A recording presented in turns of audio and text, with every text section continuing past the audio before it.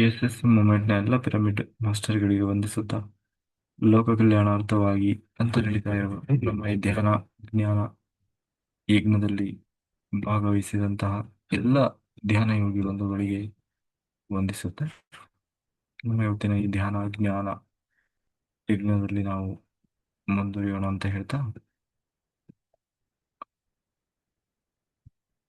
ಇವತ್ತು ನಾವು ಭಗವಂತನ ಸ್ವರೂಪದ ಬಗ್ಗೆ, ಭಗವಂತನ ಅಸ್ತಿತ್ವದ ಬಗ್ಗೆ ಮಾತನಾಡ್ತಾ ಇದ್ವಿ ನಿನ್ನೆ ದಿವಸ ಅಲ್ವಾ?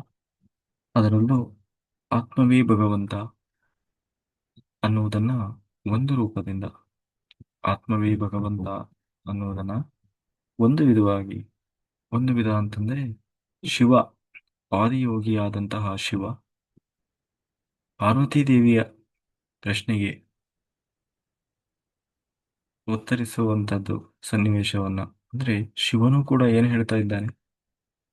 ಏಕೆಂದ್ರೆ ಇಲ್ಲಿ ತುಂಬಾ ಜನ ಶಿವ ಭಕ್ತರು ಇರ್ತೀವಲ್ಲ, ಶಿವ ಭಕ್ತರು ಇರ್ತೀವಿ, ಶಿವನನ್ನ ಆರಾಧನೆ ಮಾಡುವವರು ಇರ್ತೀವಿ. ಆದರೆ ಶಿವ ಏನನ್ನ ಹೇಳ್ತಾ ಇದ್ದಾನೆ, ಏನನ್ನ ಬಯಸ್ತಾ ಇದ್ದಾನೆ, ಎಲ್ಲರಿಗೂ ಶಿವ ಏನು ಸಂದೇಶ ಕೊಡ್ತಾ ಇದ್ದಾನೆ ಅನ್ನುವುದನ್ನು ನಿನ್ನೆಯ ದಿವಸ ನಾವು ನೋಡಿದ್ವಿ ಅಲ್ವಾ? ಅಂದ್ರೆ ಶಿವ ನಮ್ಮಿಂದ ಏನ್ ಬಯಸ್ತಾ ಇದ್ದಾನಂದ್ರೆ ಅವನನ್ನ ಪೂಜೆ ಮಾಡುವವರಲ್ಲ, ಮತ್ತೆ ನಮ್ಮ ಒಳಗೆ ಇರುವ ಭಗವಂತನನ್ನ, ಅಂದ್ರೆ ಆತ್ಮಸ್ವರೂಪನಾದ ಪರ ಆರಾಧನೆ ಮಾಡಬೇಕು. ಯಾರು ಬಯಸ್ತಾ ಇದ್ದಾರೆ? ಯಾರು ಬಯಸ್ತಾ ಇದ್ದಾರೆ? ಶಿವ ಬಯಸ್ತಾ ಇದ್ದಾರೆ.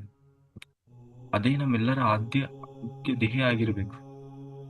ಪ್ರತಿಯೊಬ್ಬರ ಜೀವನದ ಪ್ರಥಮ ಆಶಯ ಏನಾಗಿರ್ಬೇಕು?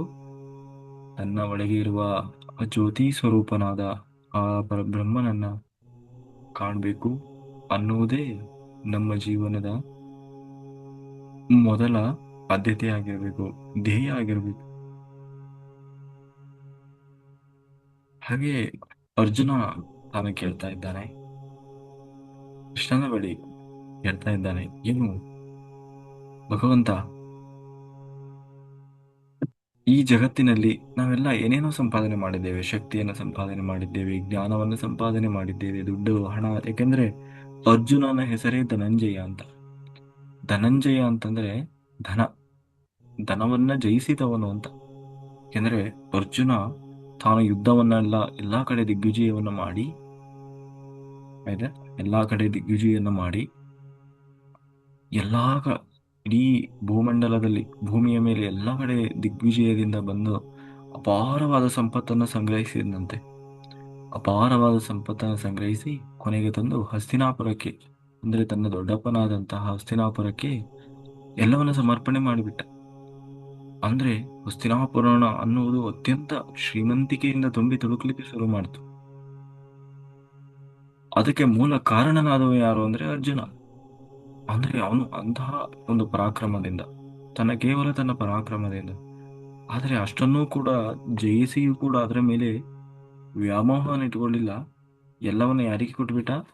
ತನ್ನ ದೊಡ್ಡಪ್ಪನಾದಂತಹ ಧೃತರಾಷ್ಟ್ರನಿಗೆ, ಅಂದ್ರೆ ರಾಜನಿಗೆ ಒಪ್ಪಿಸಿದ.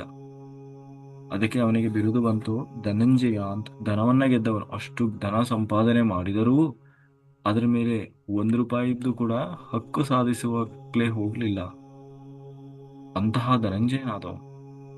ಅಂದ್ರೆ ಅಷ್ಟು ಶ್ರೇಷ್ಠನಾದಂತ ಅರ್ಜುನ ಕೃಷ್ಣನ ಬಳಿ ಕೇಳ್ತಾ ಇದ್ದಾನೆ, ಕೃಷ್ಣ, ಈ ಭೂಮಿಯಲ್ಲಿ ಯಾವುದನ್ನು ನಾವು ಕೇಳಿದರೆ ಮತ್ತೆ ಬೇರೆಯದನ್ನ ಕೇಳುವ ಅವಶ್ಯಕತೆ ಇಲ್ಲವೋ, ಯಾವುದನ್ನ ನೋಡಿದರೆ ಮತ್ತೆ ಪುನಃ ನಾವು ಬೇರೆ ಇನ್ನೊಂದನ್ನ ನೋಡಬೇಕು ಅನ್ನುವ ಅವಶ್ಯಕತೆ ಇಲ್ಲವೋ, ಅಥವಾ ಯಾವುದನ್ನ ಮಾಡಿದರೆ ನಾವು ಇನ್ನೊಂದನ್ನ ಏನೋ ಮಾಡಬೇಕಾಗಿದೆ ಅನ್ನುವುದಿಲ್ಲವೋ, ಅಥವಾ ಅದನ್ನ ಮಾಡಿದರೆ ಮತ್ತೆ ಇನ್ನೊಂದು ಬೇರೆ ಏನೂ ಇಲ್ಲ ಅನ್ನುವಂಥದ್ದು ಏನಾದ್ರೂ ಇದೆಯಾ? ಯಾಕೆಂದ್ರೆ ನಾವು ಇವತ್ತು ಬೇಕಾದಷ್ಟು ಮಾಡ್ತಾ ಇದ್ದೇವೆ, ವಿದ್ಯೆಗಳನ್ನ ಕಲಿತಾ ಇದ್ದೇವೆ ಅಲ್ವಾ? ಎಲ್ಲ ರೀತಿಯದನ್ನು ಮಾಡ್ತಾ ಇದ್ದೇವೆ. ಆದರೆ ಹಾಗಾದ್ರೆ ನಾವು ಯಾವುದನ್ನ, ಆದ್ರೆ ಏನೇ ಮಾಡಿದ್ರೂ ಕೂಡ ಮತ್ತೆ ಇನ್ನೊಂದೇನೋ ಒಂದಿದೆ ಮಾಡಬೇಕಾದದ್ದು. ಇದಾದ್ಮೇಲೆ ಅದು ಇನ್ನೊಂದೇನೋ ಇದೆ, ಅದನ್ನು ಮಾಡಬೇಕಾದದ್ದು. ಆದ್ರೆ ಹಾಗಲ್ಲ. ಎಲ್ಲದಕ್ಕಿಂತ ಯಾವುದಾದ್ರೂ ಒಂದು ಶ್ರೇಷ್ಠವಾದದ್ದು ಇದ್ರೆ ಅದನ್ನು ನನಗೆ ಹೇಳು. ಯಾಕೆಂದ್ರೆ ನನಗೆ ಇವಾಗ ಅದನ್ನೇ ಮಾಡಬೇಕು ಅಂತ ಅನಿಸ್ತಾ ಇದೆ. ಯಾವುದು? ಅದೇ ಅದನ್ನು ಮಾಡಿದರೆ ಇನ್ನೊಂದು ಮಾಡಬೇಕು ಅನ್ನೋದು ಯಾವುದೂ ಇಲ್ಲ. ಅಥವಾ ಪ್ರತಿಯೊಬ್ಬನೂ ಕೂಡ ಮಾಡಲೇಬೇಕಾದಂಥದ್ದು, ಅಥವಾ ತಿಳ್ಕೊಳ್ಳಲೇಬೇಕಾದಂಥದ್ದು, ಅಥವಾ ಹೊಂದಲೇಬೇಕಾದಂಥದ್ದು ಏನದು, ಅದರ ಬಗ್ಗೆ ನನಗೆ ತಿಳಿಸು ಅಂತ ಹೇಳಿದಾಗ ಕೃಷ್ಣ ತಾನು ಹೇಳ್ತಾ ಇದ್ದಾನೆ. ಬಹಳ ಒಳ್ಳೆಯ ಪ್ರಶ್ನೆ. ಇದನ್ನು ಪ್ರತಿಯೊಬ್ಬರೂ ಕೂಡ ಜೀವನದಲ್ಲಿ ಒಮ್ಮೆಯಾದರೂ ಏನ್ ಮಾಡಬೇಕು, ಚಿಂತನೆಯನ್ನು ಮಾಡಲೇಬೇಕು. ಯಾಕೆಂದ್ರೆ ಇವತ್ತು ಹುಟ್ಟಿ ಬಂದವರು ಬೇಕಾದಷ್ಟು ಮಾಡ್ತಾ ಇದ್ದೀವಿ ನಾವಲ್ವಾ, ಬೇಕಾದಷ್ಟು. ಅದರಲ್ಲಿ ನಾವು ಮಾಡಲೇಬೇಕಾದದ್ದನ್ನ ಎಲ್ಲರೂ ಮಾಡ್ತಾರ ಇಲ್ಲೋ ಗೊತ್ತಿಲ್ಲ. ಕೆಲವರು ಮಾತ್ರ ಮಾಡಿ ಏನ್ ಮಾಡ್ತಾರೆ, ಜನ್ಮವನ್ನು ಸಾರ್ಥಕ ಮಾಡಿಕೊಳ್ತಾರೆ. ಮಾಡಲೇಬೇಕಾದದ್ದನ್ನ ಮಾಡಿದವರ ಜನ್ಮ ಮಾತ್ರ ಸಾರ್ಥಕ, ಉಳಿದವರದು ಪುನಃ ವ್ಯರ್ಥ ಜನ್ಮ ಅದು. ಅದಕ್ಕೆ ಹೇಳ್ತಾ ಇದ್ದಾನೆ ಭಗವಂತ, ಮೊದಲನೆಯದು ಅದರಲ್ಲಿ, ಅದನ್ನೇ ನಾವು ಏನಂತ ಕರಿತೀವಿ ಅಂದ್ರೆ ಉತ್ತರ ಗೀತೆ ಅಂತ ಹೇಳಿ. ಅರ್ಜುನನಿಗೆ ಪುನಃ ಕೃಷ್ಣ ಬೋಧಿಸಿದ. ಅರ್ಜುನನಿಗೆ ಮೊದಲು ಯುದ್ಧರಂಗದಲ್ಲಿ ಬೋಧಿಸಿದ್ದು ಯಾವುದು, ಭಗವದ್ಗೀತೆ. ನಂತರ ಪುನಃ ಕೃಷ್ಣನನ್ನ ಅರ್ಜುನ ಕೇಳಿದಾಗ ಅದಕ್ಕೂ ಮಿಗಿಲಾದದ್ದು ಅಂದ್ರೆ ಭಗವದ್ಗೀತೆಗಿಂತಲೂ ಹೈಯರ್ ಒಂದು ಲೆವೆಲ್, ಅಂದ್ರೆ ನೆಕ್ಸ್ಟ್ ಲೆವೆಲ್ಗೆ. ಭಗವದ್ಗೀತೆ ಅನ್ನೋದು ಏನು ಗೊತ್ತಿಲ್ಲ ಅನ್ನೋರಿಂದ ಹಿಡಿದು ಎಲ್ಲರಿಗೂ ಇರುವಂತದ್ದು ಭಗವದ್ಗೀತೆ. ಅಂದ್ರೆ ಉದಾಹರಣೆಗೆ ಒಂದು ಡಿಗ್ರಿ ಲೆವೆಲ್ ಅಂತ ತಿಳ್ಕೊಳ್ಳಿ. ಅದಕ್ಕಿಂತ ನೆಕ್ಸ್ಟ್ PG ಲೆವೆಲ್ ಯಾವುದು ಅಂತಂದ್ರೆ ಉತ್ತರ ಗೀತೆ. ಯಾಕೆಂದ್ರೆ ಇದರಲ್ಲಿ ಪೂರ್ತಿ ಯಾವುದನ್ನ ಹೇಳ್ತಾನೆ, ಇವತ್ತು ನಾ ಹೇಳ್ತಾ ಇದ್ದೀವಲ್ಲ ಸತ್ಯ ಮಾರ್ಗ, ಅದನ್ನೇ ಸಂಪೂರ್ಣವಾಗಿ, ಯಾಕೆಂದ್ರೆ ಅದರಲ್ಲಿ ಎಲ್ಲ ಮಿಕ್ಸ್ ಮಾಡಿದ್ದಾರೆ ಭಗವದ್ಗೀತೆಯಲ್ಲಿ. ಭಕ್ತಿ ಯೋಗ ಹೇಳ್ತಾರೆ, ಕರ್ಮಯೋಗ ಹೇಳ್ತಾರೆ, ಜ್ಞಾನ ಯೋಗ, ಧ್ಯಾನ ಯೋಗ, ಎಲ್ಲ ಮಿಕ್ಸ್ ಮಾಡಿಬಿಡ್ತಾರೆ. ಅದು ನೋಡ್ತಾ ನೋಡ್ತಾ ಹೋದ್ರೆ ಏನು ಒಂದು ತಲೆ ಬಿಡಾಗುತ್ತಾಗೋದು ಇಲ್ಲೇನೋ. ಅಂದ್ರೆ ತುಂಬಾ ಅಧ್ಯಯನ ಮಾಡಬೇಕು. ಆಮೇಲೆ ಎಲ್ಲ ಸ್ಥಿತಿಯಲ್ಲಿದ್ದವರಿಗೆ ಅದು. ಹಾ, ಅಂದ್ರೆ ಉತ್ತರ ಗೀತೆಯಲ್ಲಿ ನೇರಾನೇರವಾಗಿ ಮ್ಯಾಟ್ರಿಗೆ ಬರ್ತಾನೆ, ವಿಷಯಕ್ಕೆ ಬರ್ತಾ ಇದ್ದಾನೆ. ಮೊದಲನೆಯದು ಅದರಲ್ಲಿ ಕೆಲವು ಆಯ್ದ ವಿಷಯಗಳನ್ನು ಮೊದಲನೇ ಹೇಳ್ತಾ ಇದ್ದಾನೆ. ದೇಹೋ ದೇವಾಲಯ ಪ್ರೋಕ್ತೋ ಜೀವೋ ದೇವೋ ಸನಾತನಃ ತ್ಯಾಜೇದ ಜ್ಞಾನ ನಿರ್ಮಾಲ್ಯಂ ಸೋ ಹಂ ಭಾವೇನ ಪೂಜೆಯೇ. ನೋಡು ಅರ್ಜುನ, ದೇಹೋ ದೇವಾಲಯ ಪ್ರೋಕ್ತೋ ಜೀವೋ ದೇವೋ ಸನಾತನಃ. ಈ ದೇಹವೇ ದೇವಾಲಯ. ಯಾಕೆಂದ್ರೆ ಒಳಗಿರುವ ಜೀವ ಇದ್ದಾನಲ್ವಾ, ಅವನು ಬೇರೆ ಯಾರೂ ಅಲ್ಲ, ಅವನೇ ದೇವ, ಅವನೇ ಸನಾತನಿಯಾದವನು, ಅನಂತ ಕಾಲದಿಂದ ಇದ್ದವನು. ಹಾಗಾಗಿ ನೀನು ಯಾರು, ಅಹಂ ಬ್ರಹ್ಮಾಸ್ಮಿ, ಅದನ್ನ ಅರಿತುಕೊಂಡು ಯಾರು ತನ್ನ ಒಳಗಿರುವ ಬ್ರಹ್ಮನನ್ನ ಗುರುತಿಸಿ ಆತ್ಮನನ್ನ ವಿವೇಕದ ಮೂಲಕ ಅಜ್ಞಾನವೆನ್ನುವ ನಿರ್ಮಾಲ್ಯವನ್ನ ಬಿಟ್ಟು ಅಹಂ ಬ್ರಹ್ಮಾಸ್ಮಿ ಎಂಬ ಭಾವದಿಂದ, ಅಂದ್ರೆ ತನ್ನ ಒಳಗೆ ಇರುವಂತಹ ಆ ಆತ್ಮನೇ ಪರಬ್ರಹ್ಮ ಅನ್ನೋದನ್ನ ಯಾರು ಗುರುತಿಸಿ ಆರಾಧನೆ ಮಾಡ್ತಾನೋ ಅವನೇ ಶ್ರೇಷ್ಠ. ಅಂದ್ರೆ ಎಲ್ಲರೂ ಕೂಡ ಅದನ್ನ ಆರಾಧನೆ ಮಾಡಬೇಕು ಅನ್ನುವುದನ್ನ ಏನು ಕೃಷ್ಣ ಹೇಳ್ತಾ ಇದ್ದಾನೆ. ದೇಹೋ ದೇವಾಲಯ ಪ್ರೋಕ್ತೋ ಜೀವೋ ದೇವೋ ಸನಾತನಃ. ಭಗವಂತ ಸನಾತನಿಯಾದವನು ಎಲ್ಲಿದ್ದಾನೆ, ಅವನು ನಮ್ಮ ಹೃದಯ ಕಮಲದಲ್ಲಿ, ಆತ್ಮದ ರೀತಿ ಕೂತಿದ್ದಾನೆ. ಹಾಗಾಗಿ ದೇವರಿರುವ ಜಾಗವನ್ನ ಏನಂತೀವಿ ನಾವು, ದೇವಾಲಯ ಅಂತೀವಿ. ಮನೆಯಲ್ಲಿ ದೇವ್ರ ಫೋಟೋಗಳನ್ನೆಲ್ಲ ಇಟ್ಟು ಏನಂತೀವಿ, ದೇವ್ರ ಮನೆ ಅಂತ ಕರಿತೀವಿ ಅಲ್ವಾ. ಎಲ್ಲಿ ದೇವರು ಇರ್ತಾನೆ ಅದನ್ನ ದೇವಾಲಯ ಅಂತ ಕರಿತೀವಿ. ಆದ್ರೆ ಅದು ದೇವಾಲಯ ಅಲ್ಲ, ಅದು ಮತ್ತೆ ವಿಗ್ರಹಾಲಯಗಳು. ಯಾಕಂದ್ರೆ ವಿಗ್ರಹಗಳಿದ್ದಾವೆ, ದೇವ ಇರುವುದು ಎಲ್ಲಿ, ನಮ್ಮೊಳಗೆ ದೇವ ಇದ್ದಾನೆ. ಅಂದ್ರೆ ನಿಜವಾದ ದೇವಾಲಯ ಯಾವುದು, ಇದು ಯಾರೋ ಸಾಮಾನ್ಯರು ಹೇಳ್ತಾ ಇರೋದಲ್ಲ, ಯೋಗೇಶ್ವರ ಶ್ರೀಕೃಷ್ಣನ ಮಾತು. ದೇಹೋ ದೇವಾಲಯ ಪ್ರೋಕ್ತೋ ಜೀವೋ ದೇವೋ ಸನಾತನಃ. ಅವನೇ ಜೀವ ಇದ್ದಾನಲ್ವಾ, ಅವನೇ ದೇವ, ಸನಾತನಿಯಾದವನು. ಹಾ, ಅವನನ್ನ ಯಾರು ಅರ್ಥ ಮಾಡಿಕೊಂಡು ಅವನನ್ನ ಪಡೆಯುವ ಆರಾಧನೆ ಮಾಡ್ತಾರೋ ಅದನ್ನ ಮಾಡಬೇಕು ಎಲ್ಲರೂ. ಅದು ಹೇಗೆ ಸಾಧ್ಯ ಆಗ್ತದೆ, ಅಜ್ಞಾನ ತೊಲಗಿದಾಗ ನಿರ್ಮಾಲ್ಯ ಬಿಡಬೇಕು. ನಿರ್ಮಾಲ್ಯ ಬಿಡೋದಂದ್ರೆ ತೆಗೆದು ಹಾಕೋದು ಅಂತ. ಹಳೆಯದನ್ನ ತೆಗೆದು ಹಾಕ್ಬೇಕು. ಅಜ್ಞಾನವನ್ನ ತೆಗೆದು ಹಾಕಿ ಏನ್ ಮಾಡಬೇಕು? ಆ ಭಗವಂತನನ್ನ ಆರಾಧನೆ ಮಾಡಬೇಕು.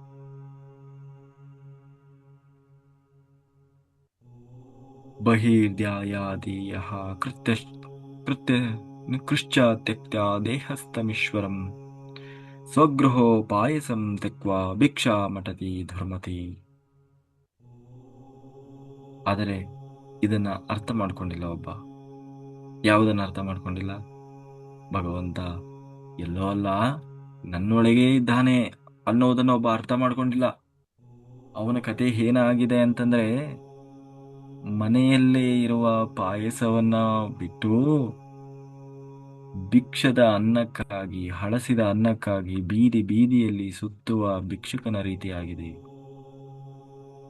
ಅಂದ್ರೆ ತನ್ನೊಳಗೆ ಇದ್ದಾನೆ ದೇವ, ಅದನ್ನ ಗುರುತಿಸುವುದು ಬಿಟ್ಟು ಎಲ್ಲ ಹುಡುಕ್ತಾ ಇದ್ದಾನೆ. ದೇವಸ್ಥಾನದಲ್ಲಿ ಹುಡುಕ್ತಾನೆ, ತೀರ್ಥಕ್ಷೇತ್ರಗಳಲ್ಲಿ ಹುಡುಕ್ತಾನೆ, ಯಾವುದೋ ಮಠದಲ್ಲಿ ಹುಡುಕ್ತಾನೆ, ಇನ್ಯಾವುದೋ ಲಿಂಗದಲ್ಲಿ ಹುಡುಕ್ತಾನೆ, ವಿಗ್ರಹದಲ್ಲಿ ಹುಡುಕ್ತಾ ಇದ್ದಾನೆ, ಹುಡುಕ್ತಾ ಇದ್ದಾನೆ, ಹುಡುಕ್ತಾ ಇದ್ದಾನೆ. ಅವನ ಕತೆ ಏನಾಗಿದೆ?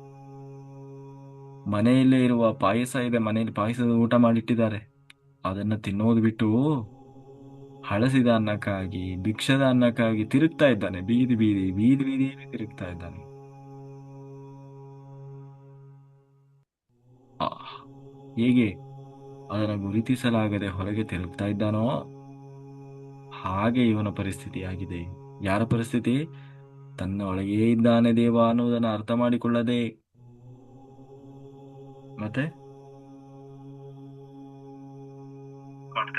ದೇವರನ್ನ ಹೊರಗೆ ಹುಡುಕ್ತಾನೆ ಇದ್ದಾನೆ. ಹೋಗ್ಲಿ, ಬೇರೆಯವ್ರು ಹೇಳಿದ್ದಾದ್ರೂ ಕೇಳ್ತಾನ? ಇಲ್ಲ. ವಿಗ್ರಹ ದೇವರಲ್ಲ, ಒಳಗೆ ಇರುವ ಆತ್ಮವೇ ದೇವರು ಅಂತ ಹೇಳಿದ್ಮೇಲಾದ್ರೂ ಬಿಡ್ತಾನ? ಇಲ್ಲ. ಬೀದಿ ಬೀದಿಯಲ್ಲಿ ತಿರುಗೋದು ಬಿಡಲ್ಲ. ಮನೇಲಿ ಪಾಯಸ ಮಾಡಿಟ್ಟಿದ್ದಾರೆ ಅಂತ ಗೊತ್ತಿದೆ, ಮನೆಯಲ್ಲಿ ಒಳ್ಳೆ ಹಬ್ಬದ ಊಟ ಇದೆ ಅಂತ ಗೊತ್ತಿದೆ, ಆದರೂ ಏನ್ ಮಾಡ್ತೀವಿ ನಾವು? ಹಬ್ಬದ ಊಟ ಬಿಟ್ಟು ಬೇರೆ ಕಡೆ ಹೋಗಿ ಹಳಸಿದ ಅನ್ನ ತಿನ್ಲಿಕ್ಕೆ ಹೋಗ್ತೀವ? ಇಲ್ಲ.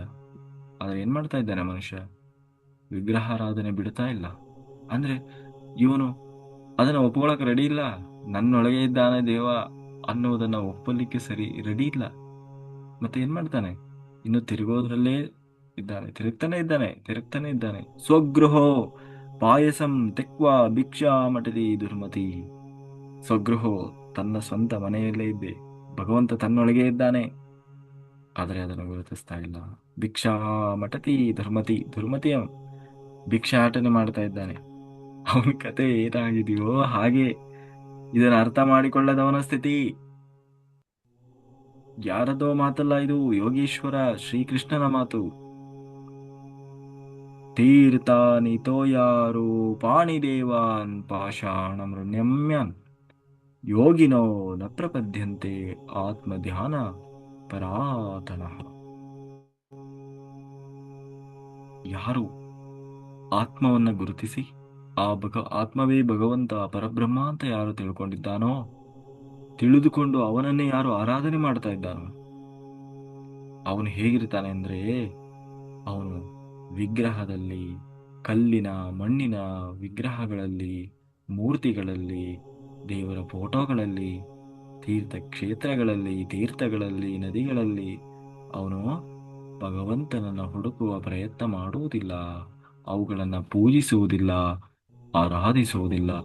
ಏನನ್ನ ಆರಾಧಿಸ್ತಾನೆ? ಆತ್ಮಾರಾಧನೆಯನ್ನು ಮಾಡ್ತಾನೆ. ತೀರ್ಥಾನಿ ತೋಯರು ಪಾಣಿದೇವಾನ್ ಪಾಷಾಣ್ ಮೃಣ್ಯಯಾನ್ ಯೋಗಿನೋ ನ ಪ್ರಪದ್ಯಂತೆ ಆತ್ಮಧ್ಯಾನ ಪರಾತನಃ.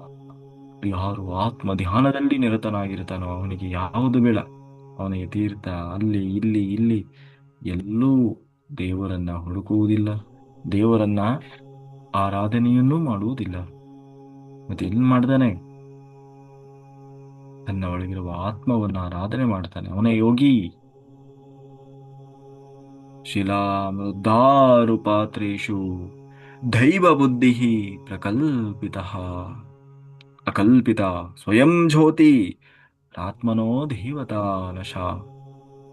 ಭಗವಂತನನ್ನ ಕಲ್ಪನೆ ಮಾಡಿಕೊಳ್ಳಿಕ್ಕೆ ಸಾಧ್ಯವೇ ಇಲ್ಲ, ಯಾಕೆಂದ್ರೆ ಅವನಿಗೆ ರೂಪವೇ ಇಲ್ಲ. ಭಗವಂತನಿಗೆ ಕಲ್ಪ ರೂಪವೇ ಇಲ್ಲ. ಅವನನ್ನು ಕಲ್ಪನೆ ಮಾಡಿಕೊಳ್ಳಿಕ್ಕೆ ಸಾಧ್ಯ ಇಲ್ಲ. ಅದಕ್ಕೆ ದೇವರ ಹೆಸರು ಏನು? ಅಕಲ್ಪಿತ ಅಂತ ದೇವರ ಹೆಸರು. ಆದ್ರೆ ಮನುಷ್ಯ ಏನ್ ಮಾಡಿದ್ದಾನೆ? ದೇವರು ಹೀಗಿರ್ಬೋದಾ ಅಂತ ಹೇಳಿ ಇವನೇ ಕಲ್ಪನೆ ಮಾಡ್ಕೊಂಡಿದ್ದಾನೆ. ಕಲ್ಪನೆ ಮಾಡ್ಕೊಂಡು ಏನ್ ಮಾಡಿದ್ದಾನೆ?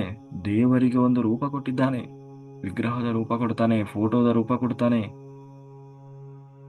ಇವನಿಗೆ ಹೆಂಗ್ ಬೇಕೋ ಹಾಗೆ ಚಿತ್ರಿಸ್ತಾನೆ. ಅಂದ್ರೆ ರೂಪವೇ ಇಲ್ಲದವನಿಗೆ ಕಲ್ಪನೆಯನ್ನು ಕೂಡ, ಆ ದೇವರು ಹೀಗಿದ್ದಾನೆ ಅಂತ ಕಲ್ಪನೆ ಮಾಡಿಕೊಳ್ಳಲಿಕ್ಕೂ ಕೂಡ ಸಾಧ್ಯ ಇಲ್ಲದವನನ್ನ ಕಲ್ಪಿಸಿಕೊಳ್ತಾನೆ.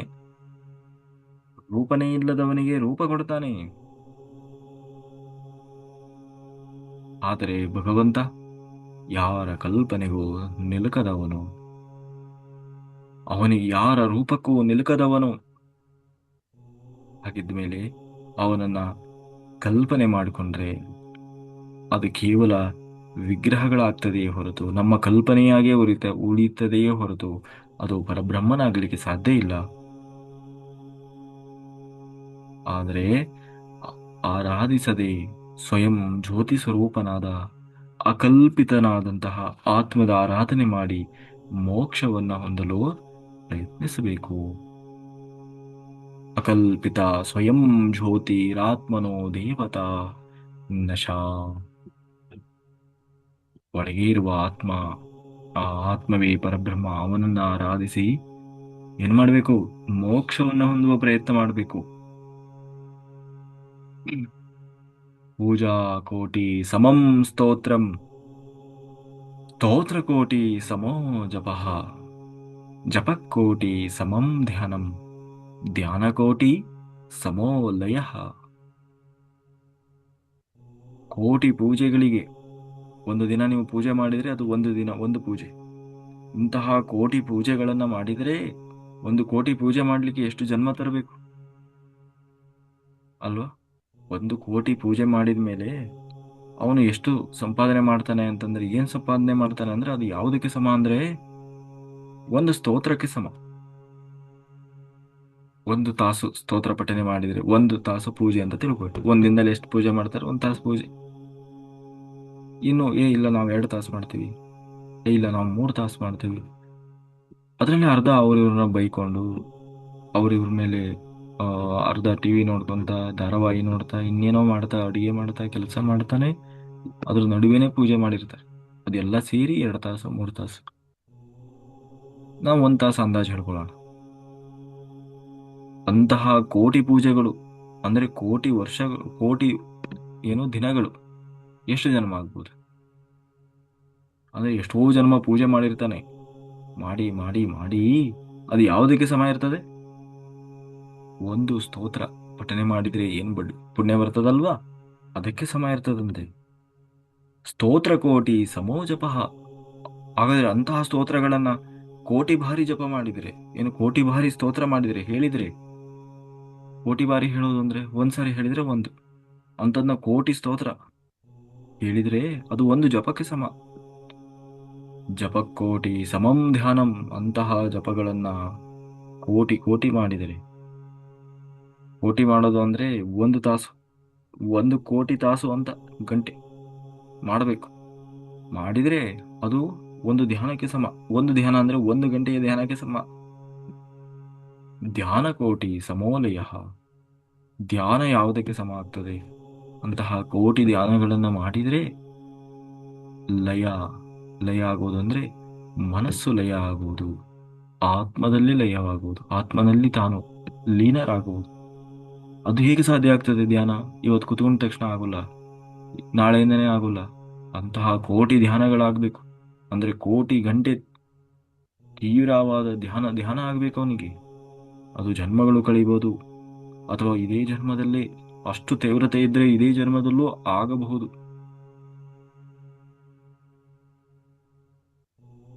ಆ ಲಯಕ್ಕೆ ಸಮ. ಹಾಗಾಗಿ ಮನುಷ್ಯ ಯಾವುದನ್ನು ಮಾಡಬೇಕು? ಯಾವುದನ್ನ ಮಾಡಿದರೆ ಲಯ ಆಗ್ತದೋ ಅದನ್ನು ಮಾಡಬೇಕು. ಅದು ಬಿಟ್ಟು ಇನ್ನು ನಾನು ಹಿಂದಕ್ಕೆ ಹೋಗ್ತೀನಿ, ಪೂಜೆ ಮಾಡ್ಕೊಳ್ತಾ ಇರ್ತೀನಿ ಅಂದ್ರೆ, ಇಲ್ಲ ಸ್ತೋತ್ರ ಹೇಳ್ತೀನಿ, ನಾನು ಮಂತ್ರ ಹೇಳ್ತೀನಿ ಅಂತ ಕುಂತ್ರೆ ಯಾಕೆ? ಅದರಿಂದ ಏನೂ ಪ್ರಯೋಜನ ಇಲ್ಲ. ಯಾಕೆ? ಪೂಜೆಗಿಂತಲೂ ಸ್ತೋತ್ರ ಶ್ರೇಷ್ಠವಾದದ್ದು, ಸ್ತೋತ್ರಕ್ಕಿಂತಲೂ ಜಪ ಶ್ರೇಷ್ಠವಾದದ್ದು, ಜಪಕ್ಕಿಂತಲೂ ಧ್ಯಾನ ಶ್ರೇಷ್ಠವಾದದ್ದು, ಧ್ಯಾನಕ್ಕಿಂತಲೂ ಲಯ ಶ್ರೇಷ್ಠವಾದದ್ದು. ಆ ಲಯವನ್ನು ಹೊಂದುವ ಪ್ರಯತ್ನ ಮಾಡಬೇಕು. ಅದಕ್ಕಿರುವ ಮಾರ್ಗವೇ ಶ್ವಾಸದ ಮೇಲೆ ಗಮನ, ಧ್ಯಾನ. ಧ್ಯಾನದಿಂದ ಆ ಲಯವನ್ನು ಹೊಂದಲಿಕ್ಕೆ ಸಾಧ್ಯ ಇದೆ. ಮನೋಲಯವೇ ಮೋಕ್ಷ. ಮನಸ್ಸು ಇಲ್ಲದ ಸ್ಥಿತಿಗೆ ಹೋಗುವುದೇ ಮೋಕ್ಷ. ಅಲ್ಲ, ಯಾಕೆ ಅಷ್ಟು ವಿಶೇಷವಾಗಿ ನೀವು ಧ್ಯಾನ ಹೇಳ್ತಾ ಇದ್ದೀರಿ? ಬೇಕಾದಷ್ಟಿದೆ ಇವತ್ತು ಪೂಜೆ ಮಾಡ್ಲಿಕ್ಕೆ, ಪುನಸ್ಕಾರ ಮಾಡ್ಲಿಕ್ಕೆ, ಅಲ್ವಾ? ಪುಣ್ಯ ಸಂಪಾದನೆ ಮಾಡ್ಲಿಕ್ಕೆ ಬೇಕಾದಷ್ಟು ಕೆಲಸ ಇದೆ. ಅದನ್ನೆಲ್ಲ ಮಾಡ್ಬೋದಲ್ವಾ? ಇದನ್ನೇ ಯಾಕೆ ಮಾಡಬೇಕು? ಭಗವಂತ ಹೇಳ್ತಾ ಇದ್ದಾನೆ, ನಾಸ್ತಿ ಧ್ಯಾನ ಸಮಂ ತೀರ್ಥಂ, ನಾಸ್ತಿ ಧ್ಯಾನ ಸಮಂ ತಪಂ, ನಾಸ್ತಿ ಧ್ಯಾನ ಸಮಂ ಯಜ್ಞಂ, ತಸ್ಮಾತ್ ಧ್ಯಾನಂ ಸಮಾಚರೇತ್. ನಾಸ್ತಿ ಧ್ಯಾನಂ ಸಮಂ ತೀರ್ಥಂ. ಧ್ಯಾನಕ್ಕೆ ಸರಿಸಮಾನವಾದ ತೀರ್ಥಗಳೇ ಇಲ್ಲ. ನಾಸ್ತಿ ಧ್ಯಾನ ಸಮಂ ತಪಂ. ನ ಧ್ಯಾನಕ್ಕೆ ಸರಿಸಮಾನವಾದ ತಪಸ್ಸು ಇಲ್ಲ. ನಾಸ್ತಿ ಧ್ಯಾನಂ ಸಮಂ ಯಜ್ಞಂ.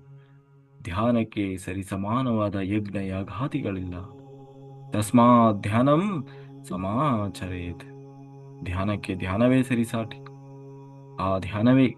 ಅದರಲ್ಲಿ ಯಾವುದರ ಜೊತೆಗೋ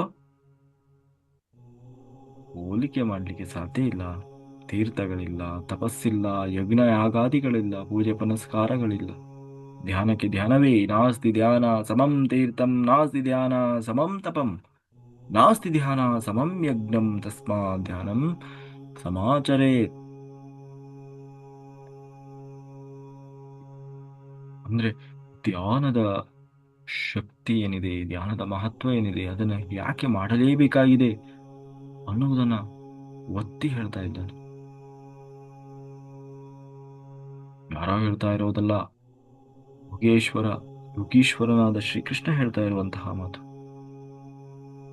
ಅಗ್ನಿರ್ದೇವೋ ದ್ವಿಜಾತೀನಾಂ ಮುನೀನಾಂ ಹೈದಿ ದೈವತಂ ಪ್ರತಿಮಾ ಸ್ವಲ್ಪ ಬುದ್ಧಿನಾಂ ಸರ್ವತ್ರ ಸಮದರ್ಶಿನಾಂ. ಬ್ರಾಹ್ಮಣರು ದೇವರನ್ನ ಎಲ್ಲಿ ಹುಡುಕ್ತಾ ಇದ್ದಾರೆ? ಅಗ್ನಿರ್ದೇವೋ ದ್ವಿಜಾತೀನಾಂ. ದ್ವಿಜರಾದಂತಹ ಬ್ರಾಹ್ಮಣರು ಭಗವಂತನನ್ನ ಎಲ್ಲಿ ಹುಡುಕ್ತಾ ಇದ್ದಾರೆ? ಅಗ್ನಿಯಲ್ಲಿ ಹುಡುಕ್ತಾ ಇದ್ದಾರೆ. ಅಂದ್ರೆ ಯಜ್ಞ ಯಗಾದಿಗಳನ್ನ ಮಾಡುವುದರಲ್ಲಿ, ಕೆಲವೊಂದು ಕರ್ಮಗಳನ್ನ ಮಾಡುವುದರಲ್ಲಿ, ಅದರಲ್ಲಿ ಹುಡುಕ್ತಾ ಇದ್ದಾರೆ. ಅಲ್ಲಿ ದೇವರಿದ್ದಾನೆ. ಅಂದ್ರೆ ಅಗ್ನಿ ಯಜ್ಞದ ಮೂಲಕ, ಯಜ್ಞದ ಒಳಗೆ ನಾವು ಹವಿಸನ್ನ ಹಾಕುವ ಮೂಲಕ ನಾವು ಭಗವಂತನನ್ನ ತೃಪ್ತಿಪಡಿಸುವುದು. ಅಲ್ಲಿ ದೇವರಿದ್ದಾನೆ. ಅದಕ್ಕೆ ದೇವರಿಗೆ ನಾವು ಕೊಡ್ತಾ ಇದ್ದೇವೆ ಅಂತ. ಇನ್ನು ಕೆಲವರಿದ್ದಾರೆ ಮುನಿಗಳು. ಮುನಿಗಳು ಏನ್ ಮಾಡ್ತಾರೆ? ಹೃದಯದಲ್ಲಿ ಒಳಗಿರುವಂತಹ ಚೈತನ್ಯ ಅಂದ್ರೆ ಆತ್ಮನೇ ದೇವರು ಅಂತ ಹೇಳಿ ಅವನನ್ನ ಆರಾಧನೆ ಮಾಡ್ತಾ ಇದ್ದಾರೆ. ಇನ್ನೂ ಆ ಮುನಿಗಳು ಜ್ಞಾನ ಸಂಪಾದನೆ ಮಾಡಿ ಬ್ರಹ್ಮಜ್ಞಾನಿಗಳಾದ ಸ್ಥಿತಿಯನ್ನು ತಲುಪಿದ್ದಾರೆ. ಅವ್ರೇನ್ ಮಾಡ್ತಾ ಇದ್ದಾರೆ? ಹೃದಯದಲ್ಲೂ ನೋಡ್ತಾ ಇದ್ದಾರೆ, ಸರ್ವ ಹೃದಯಗಳಲ್ಲೂ ನೋಡ್ತಾ ಇದ್ದಾರೆ. ಎಲ್ಲರೊಳಗೂ ಭಗವಂತನನ್ನೇ ಕಾಣ್ತಾ ಇದ್ದಾರೆ. ಅವರೇನು ಸಮದೃಷ್ಟಿಯುಳ್ಳವರು ಅಂತ. ಜ್ಞಾನಿಗಳು, ಬ್ರಹ್ಮಜ್ಞಾನಿಗಳವರು. ಮುನಿಗಳು ಇನ್ನು ಪ್ರಯತ್ನ ಮಾಡ್ತಾ ಇದ್ದಾರೆ. ಯೋಗಿಗಳು ಆಲ್ರೆಡಿ ಆ ಬ್ರಹ್ಮಜ್ಞಾನವನ್ನು ಹೊಂದಿದಂತಹ ಮಹಾತ್ಮರು ದೇವರನ್ನ ಹೆಂಗೆ ಕಾಣ್ತಾ ಇದ್ದಾರೆ? ತನ್ನ ಒಳಗೂ, ಬೇರೆಯವರ ಒಳಗೂ, ಸರ್ವದರ ಒಳಗೂ ಬ್ರಹ್ಮನನ್ನೇ ಕಾಣ್ತಾ ಇದ್ದಾರೆ. ಆದರೆ ಇನ್ನೊಬ್ಬ ಇದ್ದಾನೆ, ಅವನು ದೇವರನ್ನ ನೋಡ್ತಾ ಇದ್ದಾನೆ. ಯಾರು? ಪ್ರತಿಮಾ ಸ್ವಲ್ಪ ಬುದ್ಧಿನ. ಯಾರು ಅಜ್ಞರಿದ್ದಾರೆ, ಅಲ್ಪ ಬುದ್ಧಿಗಳಿದ್ದಾರೆ, ಮಂದ ಬುದ್ಧಿಯುಳ್ಳವರಾಗಿದ್ದಾರೆ, ಯಾರು ಅಧಮರಿದ್ದಾರೆ, ಮೂರ್ಖರಿದ್ದಾರೆ, ಅವರಿಗೆ ಏನೋ ಶಿಲಾಪ್ರತಿಮೆಗಳೇ ದೇವರು. ಇವನೇ ಸೃಷ್ಟಿಸಿದ, ಮನುಷ್ಯನೇ ಸೃಷ್ಟಿಸಿದ ಶಿಲಾ ಪ್ರತಿಮೆಗಳೇ ಅಥವಾ ವಿಗ್ರಹಗಳೇ, ದೇವರ ಫೋಟೋಗಳೇ, ಶಿವಲಿಂಗಗಳೇ ಇವನ ಪಾಲಿಗೆ ದೇವರು. ಯಾರಿಗೆ? ಅಜ್ಞರಿಗೆ, ಅಲ್ಪ ಬುದ್ಧಿ ಉಳ್ಳವರಿಗೆ, ಮಂದಬುಳ್ಳಿ ಇದ್ದವರಿಗೆ, ಅಜ್ಞಾನಿಗಳಿಗೆ, ಮಂದಮತಿಗಳಿಗೆ. ಪ್ರತಿಮಾ ಸ್ವಲ್ಪ ಬುದ್ಧಿನಾಂ ಸರ್ವತ್ರ ಸಮದರ್ಶಿನಾಂ. ಹಾಗಾಗಿ ಭಗವಂತ ಹೇಳ್ತಾ ಇದ್ದಾನೆ, ನೋಡು ಅರ್ಜುನ, ಮನುಷ್ಯ ಏನ್ ಮಾಡಬೇಕಾಗಿದೆ? ಏನ್ ಮಾಡಬೇಕಾಗಿದೆ? ತನ್ನ ಒಳಗೆ ಕುಳಿತಿರುವಂತಹ ಆ ಪರಬ್ರಹ್ಮ ಹೇಗೆ ಕುಳಿತಿದ್ದಾನೆ? ಹೃದಯ ಕಮಲ ಮಧ್ಯೆ ದೀಪ ಪದ್ವೇವ ಸಾರಂ ಪ್ರಣವಮಯ ಮತ್ ಮತರ್ ಏನು ಮ್- ಮತರ್ಕಂ ಯೋಗಿ ರುಧ್ಯಾನಗಮ್ಯಂ. ಹೃದಯ ಮಧ್ಯೆ, ಹೃದಯದ ಒಳಗೆ ಕೂತಿದ್ದಾನೆ. ಹೇಗೆ ಕೂತಿದ್ದಾನೆ? ಅಜಹರಿ ಶಿವಯೋಗಂ ಸರ್ವಭೂತಾಸ್ತಮೇಕಂ ಸದ್ಘಾ ಸ್- ಸಕ್ಕದಪಿ ಮನಸಾ ಮಾಂ ಧ್ಯಾಯತೆ ಯತ್ಸ ಮುಕ್ತಃ. ಎಲ್ಲರ ಹೃದಯ ಕಮಲದಲ್ಲಿ ದೀಪದಂತೆ ಪ್ರಕಾಶಿಸ್ತಾ ಇದ್ದಾನೆ. ಎಲ್ಲ ಕಡೆ ಅವನನ್ನು ವರ್ಣನೆ ಮಾಡ್ತಾ ಇದ್ದಾರೆ, ವೇದಗಳಲ್ಲಿ ವರ್ಣನೆ ಮಾಡ್ತಾ ಇದ್ದಾರೆ. ಸಹ ವೇದಗಳಲ್ಲಿ ಹೇಳ್ತಾ ಇರುವಂತಹ ಆ ಪರಮ ಅದ್ಭುತ ಚೈತನ್ಯ ಶಕ್ತಿ ಏನು ವೇದಗಳಲ್ಲಿ ಹೇಳ್ತಾ ಇದ್ದಾರೆ? ಓಂ, ಓಂಕಾರವೇ ಪರಬ್ರಹ್ಮ, ಅದರಿಂದಲೇ ಸಮಸ್ತ ಸೃಷ್ಟಿಯಾಗಿದೆ, ಎಲ್ಲದಕ್ಕೂ ಶಕ್ತಿ ಬರುವುದು ಅದೇ ಅಂತ ಹೇಳಿ ಎಲ್ಲದರಲ್ಲೂ ಅದನ್ನೇ ಹೇಳ್ತಾ ಇದ್ದಾರೆ. ವೇದಗಳು ಶುರುವಾಗದೆ ಏನಂತ? ಹರಿಹಿ ಓಂ ಅಂತ. ಅಂದ್ರೆ ಓಂ. ಆ ಓಮನ್ನ ನಾವು ಸ್ಮರಣೆ ಮಾಡ್ತಾ ಇದ್ದೇವೆ ಅಂದ್ರೆ ಪರಬ್ರಹ್ಮನನ್ನ ಸ್ಮರಣೆ ಮಾಡ್ತಾ ಇದ್ದೇವೆ. ಈಗ ನಾನು ಹೇಳಲಿಕ್ಕೆ ಹೊರಟಿರುವಂತಹ ಸ್ತೋತ್ರ ಅದು ಪರಬ್ರಹ್ಮನದು, ಅವನನ್ನ ವರ್ಣನೆ ಮಾಡ್ತಾ ಇದೆ ಅಂತ. ಹಾಗೆಯೇ ಆ ಸ್ತೋತ್ರವೂ ಕೂಡ ಅಂದ್ರೆ ಪ್ರಣವ, ಓಂಕಾರ ಪ್ರಣವ ಕೂಡ ಯಾವುದನ್ನ ಹೇಳ್ತಾ ಇದೆ? ಆ ಪರಬ್ರಹ್ಮನನ್ನ ಹೇಳ್ತಾ ಇದೆ. ಅವನನ್ನ ತರ್ಕಗಳಿಗೆ ನಿಲ್ಕದವನು, ಯಾವಾಗಲೂ ಅವನನ್ನ ನೋಡಬೇಕು ಅಂತ ಹೇಳಿ ಪ್ರಯತ್ನ ಮಾಡ್ತಾ ಇರುವಂತಹ ಯೋಗಿಗಳ ಹೃದಯದಲ್ಲಿ ದರ್ಶನ ಕೊಡುವವನು. ಬ್ರಹ್ಮ ವಿಷ್ಣು ಶಿವ ಎಲ್ಲ ದೇವತೆಗಳ ಸ್ವರೂಪನಾದಂಥವನು. ಅವನಿಗೆ ಭೇದ ಇಲ್ಲ, ಎಲ್ಲರೊಳಗೂ ಸಮಾನನಾಗಿ ಕೂತವನು, ಏಕರೂಪನಾಗಿ ಸರ್ವಭೂತಗಳಲ್ಲೂ ಕೂಡ ಏನಾಗಿ ಅಂತರ್ಯಾಮಿಯಾಗಿ, ಅದೇ ಆತ್ಮವಾಗಿ, ಅಂತಹ ಆತ್ಮ ಸ್ವರೂಪನಾಗಿರುವ ಬ್ರಹ್ಮನನ್ನ ಯಾರೂ ನಿಜ ಹೌದು ಅವನೆಲ್ಲೋ ಅಲ್ಲ, ನನ್ನೊಳಗೆ ಇದ್ದಾನೆ ಎನ್ನುವುದನ್ನು ಅರ್ಥ ಮಾಡಿಕೊಂಡು ಆ ಜ್ಞಾನವನ್ನು ಸಂಪಾದನೆ ಮಾಡಿ ಯಾರು ಅವನನ್ನ ಪಡೆಯುವ ಪ್ರಯತ್ನ ಮಾಡ್ತಾನೋ ಅವನೇನಾಗ್ತಾನೆ? ಖಂಡಿತ ಈ ಸಂಸಾರದಿಂದ ಮುಕ್ತನಾಗ್ತಾನೆ. ಅವನೇ ಧನ್ಯ, ಅವನೇ ಧನ್ಯ. ಸರ್ವತ್ರ ಅವಸ್ಥಿತಂ ಶಾಂತಂ ನ ಪ್ರಪಕೆ ಜನಾರ್ದನಂ ಜ್ಞಾನ ಚಕ್ಷುರ್ವಿಹಿತಾತ್ವಾ ದಂದ ಸೂರ್ಯ ಮಿವೋದಿತಂ. ಈ ಜ್ಞಾನ ಇಲ್ಲದ ಮನುಷ್ಯನ ಸ್ಥಿತಿ ಏನಾಗಿದೆ ಅಂತಂದ್ರೆ, ಜ್ಞಾನ ನೇತ್ರವಿಲ್ಲದವನು ಅಂದ್ರೆ ನಿನ್ನೆ ಹೇಳಿದಿವಲ್ವ, ಜ್ಞಾನ ನೇತ್ರ ಅಂದ್ರೆ ಜ್ಞಾನ, ಅಪರಬ್ರಹ್ಮನ ಜ್ಞಾನ, ಜಗತ್ತಿನ ಜ್ಞಾನ ಇಲ್ಲದವನ ಸ್ಥಿತಿ ಏನಾಗಿದೆ ಅಂದ್ರೆ ಕುರುಡ, ಕುರುಡನ ಸ್ಥಿತಿಯಾಗಿದೆ. ಕುರುಡ ಸೂರ್ಯೋದಯವನ್ನು ನೋಡ್ಲಿಕ್ಕೆ ಸಾಧ್ಯ ಇಲ್ಲ ಅಲ್ವಾ? ಸೂರ್ಯೋದಯ ಆಗ್ತದೆ, ಸೂರ್ಯ ಮುಳುಗ್ತಾನೆ, ಆದ್ರೆ ಕುರುಡನಿಗೆ ನೋಡ್ಲಿಕ್ಕೆ ಆಗ್ತದ? ಇಲ್ಲ. ಅವನಿಗೆ ನೋಡಕ್ ಆಗ್ತಾ ಇಲ್ಲ ಅಂದ ಮಾತ್ರಕ್ಕೆ ಸೂರ್ಯ ಉದಯ ಆಗ್ತಾ ಇಲ್ಲ ಅಂತನ? ಇಲ್ಲ, ಸೂರ್ಯ ತನ್ನ ಪಾಡಿಗೆ ತಾನು ಉದಯ ಆಗ್ತಾನೆ ಇದ್ದಾನೆ. ಹಾಗೆ ಯಾರು ಆ ಪರಬ್ರಹ್ಮ ಅನ್ನೋನು ಸರ್ವತ್ರ ವ್ಯಾಪಿಸಿದ್ದಾನೆ, ಅವನಿಲ್ಲದಿರುವ ಜಾಗವೇ ಇಲ್ಲ, ಅಣುವೇಣು ತೃಣಕಾಷ್ಟಗಳಲ್ಲೂ ಆ ಭಗವಂತನಿದ್ದಾನೆ. ಆದರೆ ಅವನನ್ನು ಗುರುತಿಸುವ ಚಕ್ಷು ನಮಗಿಲ್ಲ. ಯಾವ ಚಕ್ಷು? ಜ್ಞಾನ ನೇತ್ರ. ಆ ಜ್ಞಾನ ನೇತ್ರವಿಲ್ಲದ ಕಾರಣ ನಮಗೆ ಭಗವಂತನನ್ನ ಕಾಣಲಿಕ್ಕೆ ಸಾಧ್ಯ ಆಗ್ತಾ ಇಲ್ಲ. ಹಾಗಾಗಿ ಮನುಷ್ಯ ಏನ್ ಮಾಡಬೇಕು? ಆ ಧ್ಯಾನ ಯೋಗದಲ್ಲಿ ತಾನು ನಿರತನಾಗಿರಬೇಕು. ಯಾಕೆ ಅದರಲ್ಲೇ ಮಾಡಬೇಕು? ಅದನ್ನೇ ಯಾಕೆ ಮಾಡಬೇಕು? ಇವತ್ತು ಕರ್ಮ ಕಳ್ಕೊಳ್ಳಿಕ್ಕೆ, ಪಾಪ ಕಳ್ಕೊಳ್ಳಿಕ್ಕೆ, ಪುಣ್ಯ ಸಂಪಾದನೆ ಮಾಡಲಿಕ್ಕೆ ಎಷ್ಟೊಂದು ಮಾರ್ಗಗಳಿದ್ದ ಅಲ್ವಾ? ಇಲ್ವಾ? ಯಜ್ಞಯಾಗಾದಿಗಳನ್ನು ಮಾಡ್ತಾರೆ, ತೀರ್ಥಕ್ಷೇತ್ರಗಳನ್ನು ತಿರುಗ್ತಾರೆ, ಪೂಜೆ ಪುನಸ್ಕಾರ ಮಾಡ್ತಾರೆ, ವ್ರತ ಮಾಡ್ತಾರೆ, ಜಪ ಮಾಡ್ತಾರೆ, ತಪಸ್ಸು ಮಾಡ್ತಾರೆ, ಸ್ತೋತ್ರ ಹೇಳ್ತಾರೆ, ಮಂತ್ರ ಹೇಳ್ತಾರೆ. ಅದನ್ನೆಲ್ಲ ಮಾಡ್ಬೋದಲ್ವಾ? ಅದನ್ನ ಮಾಡಿಯೂ ಕೂಡ ಮನುಷ್ಯ ಪಾಪ ಕಳ್ಕೊಳ್ಬೋದಲ್ವಾ? ಇದನ್ನೇ ಯಾಕೆ ಮಾಡಬೇಕು? ಭಗವಂತ ಹೇಳ್ತಾ ಇದ್ದಾನೆ. ಅದಕ್ಕೆ ಭಗವಂತ ಹೇಳ್ತಾ ಇದ್ದಾನೆ ಏನು? ಬ್ರಹ್ಮಹತ್ಯಾ ಸಹಸ್ರಾಣಿ ಭೃಣಾಹತ್ಯಾ ಶತಾವಿಚ ಏಕೋ ಹಿ ಧ್ಯಾನ ಯೋಗೀಶ್ಚರ ಹತ್ಯಗ್ನೇರರಿಂದರಂ. ಸಾವಿರದಷ್ಟು, ಸಾವಿರಾರು ಬ್ರಹ್ಮಹತ್ಯೆಗಳನ್ನ ಮಾಡಿದ ಪಾಪ ಇರಲಿ, ನೂರಾರು ಭ್ರೂಣ ಹತ್ಯೆಗಳನ್ನ ಮಾಡಿದಂತಹ ಪಾಪಗಳಿರಲಿ, ನೀನು ಎಂತಹ ಕೆಟ್ಟ ಕರ್ಮಗಳನ್ನೇ ಮಾಡಿರಲಿ, ಒಂದು ಧ್ಯಾನ ಯೋಗ ಅವುಗಳನ್ನೆಲ್ಲ ಕಟ್ಟಿಗೆಯನ್ನ ಸುಟ್ಟ ಹಾಗೆ ಸುಟ್ಟು ಭಸ್ಮ ಮಾಡಿಬಿಡುತ್ತದೆ. ಬ್ರಹ್ಮಹತ್ಯೆ, ಸಾವಿರಾರು ಬ್ರಹ್ಮಹತ್ಯದ ಪಾಪಗಳು ಎಂತಹ ಘನಘೋರ! ಏಕೆಂದ್ರೆ ಪಾಪದಲ್ಲಿ ಅತ್ಯಂತ ಘೋರ ಪಾಪ ಯಾವುದಂದ್ರೆ ಬ್ರಹ್ಮಹತ್ಯೆ ಆಗೋ ಪಾಪ ಅಂತ. ಅಂತಹ ಬ್ರಹ್ಮಹತ್ಯೆ ಅಂತಂದ್ರೆ ಯಾರು ಬ್ರಹ್ಮನನ್ನ ಹೊಂದಬೇಕು ಅಂತ ಪ್ರಯತ್ನ ಮಾಡ್ತಾ ಇದ್ದಾನೋ, ಯೋಗಿ, ಮಹಾತ್ಮ, ದೇವರೇ ಬೇಕು ಅಂತ ಆ ಬ್ರಹ್ಮನಲ್ಲಿ ಯಾರು ಸಂಪೂರ್ಣ ನಿರತನಾಗಿ ಬ್ರಹ್ಮನನ್ನ ಹೊಂದುವ ಪ್ರಯತ್ನ ಮಾಡ್ತಾ ಇದ್ದಾನೋ, ಅವನನ್ನ ಹತ್ಯೆ ಮಾಡಿದ್ರೆ ಏನು ಪಾಪ ಬರ್ತದಲ್ವಾ? ಅಥವಾ ಅವನಿಗೆ ಅಡ್ಡ ಹಾಕಿದ್ರೆ ಏನು ಪಾಪ ಬರ್ತದಲ್ವಾ? ಅದನ್ನ ಏನಂತ ಕರಿತೀವಿ? ಬ್ರಹ್ಮಹತ್ಯ. ಸಾಮಾನ್ಯ ಪಾಪ ಅಲ್ಲ ಅದು. ಅಂತಹವು ಒಂದಲ್ಲ, ಸಾವಿರಾರು ಮಾಡಿದ್ದವನಾಗಿರ್ಲಿ ಪರಮ ಪಾಪಿ ಮಾಡಿದ್ದರೂ ಕೂಡ ಅದಕ್ಕೆ ಗೆಲ್ಲುವ ಏಕೈಕ ಮಾರ್ಗ ಯಾವುದು? ಧ್ಯಾನ ಯೋಗ. ಆ ಧ್ಯಾನ ಯೋಗ ಏನ್ ಮಾಡುತ್ತದೆ? ಕಟ್ಟಿಗೆಗಳನ್ನ ಸುಟ್ಟು ಭಸ್ಮ ಮಾಡಿದ ಹಾಗೆ ನಿನ್ನೆಲ್ಲ ಕರ್ಮಗಳನ್ನ ಸುಟ್ಟು ಭಸ್ಮ ಮಾಡಿಬಿಡ್ತದೆ. ಅಲ್ಲ, ಅದನ್ನೇ ಯಾಕೆ ಮಾಡಬೇಕು? ಬೇರೆ ಮಾಡ್ಬೋದಲ್ವಾ?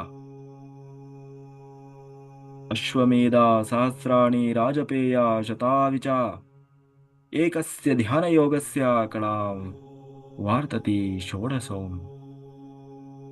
ಸಾವಿರಾರು ಅಶ್ವಮೇಧ ಯಾಗಗಳನ್ನ ಮಾಡಿದರೂ ಸರಿ, ಸಾವಿರಾರು ಅಶ್ವಮೇಧ ಸಹಸ್ರಾಣಿ, ಸಹಸ್ರ ಅಂದ್ರೆ ಸಾವಿರಾರು, ಲೆಕ್ಕಕ್ಕೆ ಇಲ್ಲದಷ್ಟು ಅಶ್ವಮೇಧ ಯಾಗಗಳನ್ನ ಮಾಡಿದರೂ, ನೂರಾರು ರಾಜಪೇಯ ಯೋಗಗಳನ್ನ ಮಾಡಿದರೂ,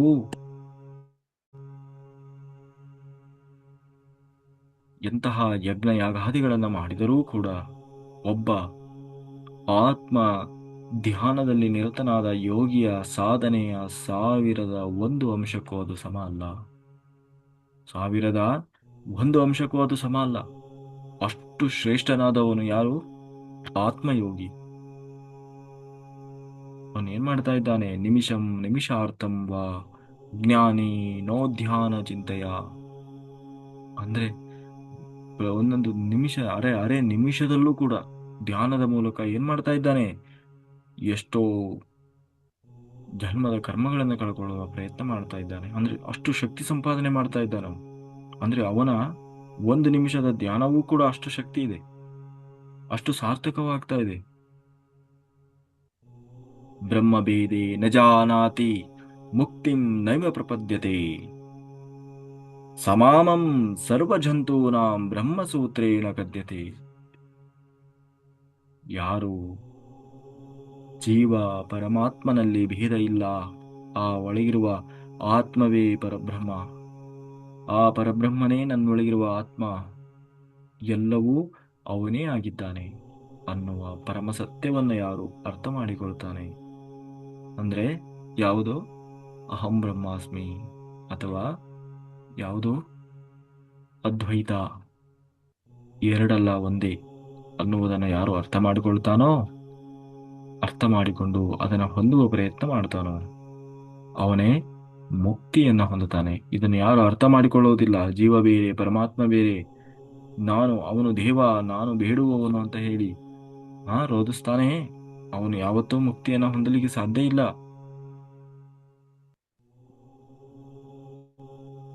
ಹಾಗಾಗಿ ಮನುಷ್ಯ ಏನ್ ಮಾಡಬೇಕು?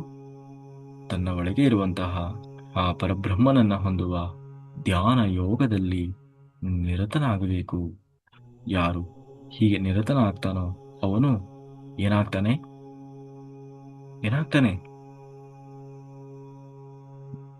ಪುನರ್ಜನ್ಮಗಳು ಇಲ್ಲದವನಾಗ್ತಾನೆ. ಅಂದ್ರೆ ಮತ್ತೆ ಹುಟ್ಟಿ ಬರದ ಸ್ಥಿತಿಗೆ ಹೋಗ್ತಾನೆ, ಜನಾರ್ದನನಾಗ್ತಾನೆ. ಅಂದ್ರೆ ತನ್ನ ಜನನವನ್ನೇ ಅರ್ಧನ ಮಾಡುವವನಾಗ್ತಾನೆ. ಹಾಗಾಗಿ ಯಾವತ್ತೂ ಕೂಡ ನಾವು ಆ ಆತ್ಮದ ಆರಾಧನೆಯನ್ನು ಮಾಡುವುದರಲ್ಲಿ ನಿರತರಾಗಬೇಕು. ಭಗವಂತನನ್ನ ಕೋರಿಕೊಳ್ಳುವವರಿಗೆ ಪ್ರಾರಂಭದಲ್ಲಿ ದಶೆಯಲ್ಲಿ ಮನಸ್ಸು ಸ್ಥಿರ ಆಗಿ ಇರುವುದಿಲ್ಲ ಅಲ್ವಾ. ಆಸೆ ಬರೋಕರಿಗೆ, ಏನೋ ಸಿಗ್ತದೆ ಅಂತ ದೇವರ ಪೂಜೆ ಮಾಡುವವರಿಗೆ, ಆರಾಧನೆ ಮಾಡುವವರಿಗೆ, ಅವರಿಗೆಲ್ಲ ಪಾಪ ಆಸೆಗಳಿರ್ತದೆ, ಕೋರಿಕೆಗಳಿರ್ತದೆ, ಅದು ತಪ್ಪಲ್ಲ.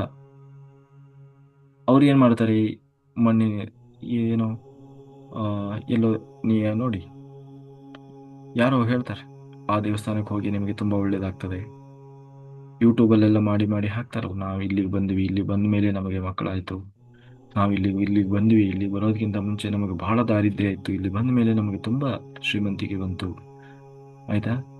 ಇಲ್ಲಿ ನೀವು ಬನ್ನಿ, 3 ವಾರ ಬನ್ನಿ, 4 ವಾರ ಬನ್ನಿ, ನೀವು ಚೇಂಜ್ ಆಗ್ಬಿಡ್ತೀರಿ.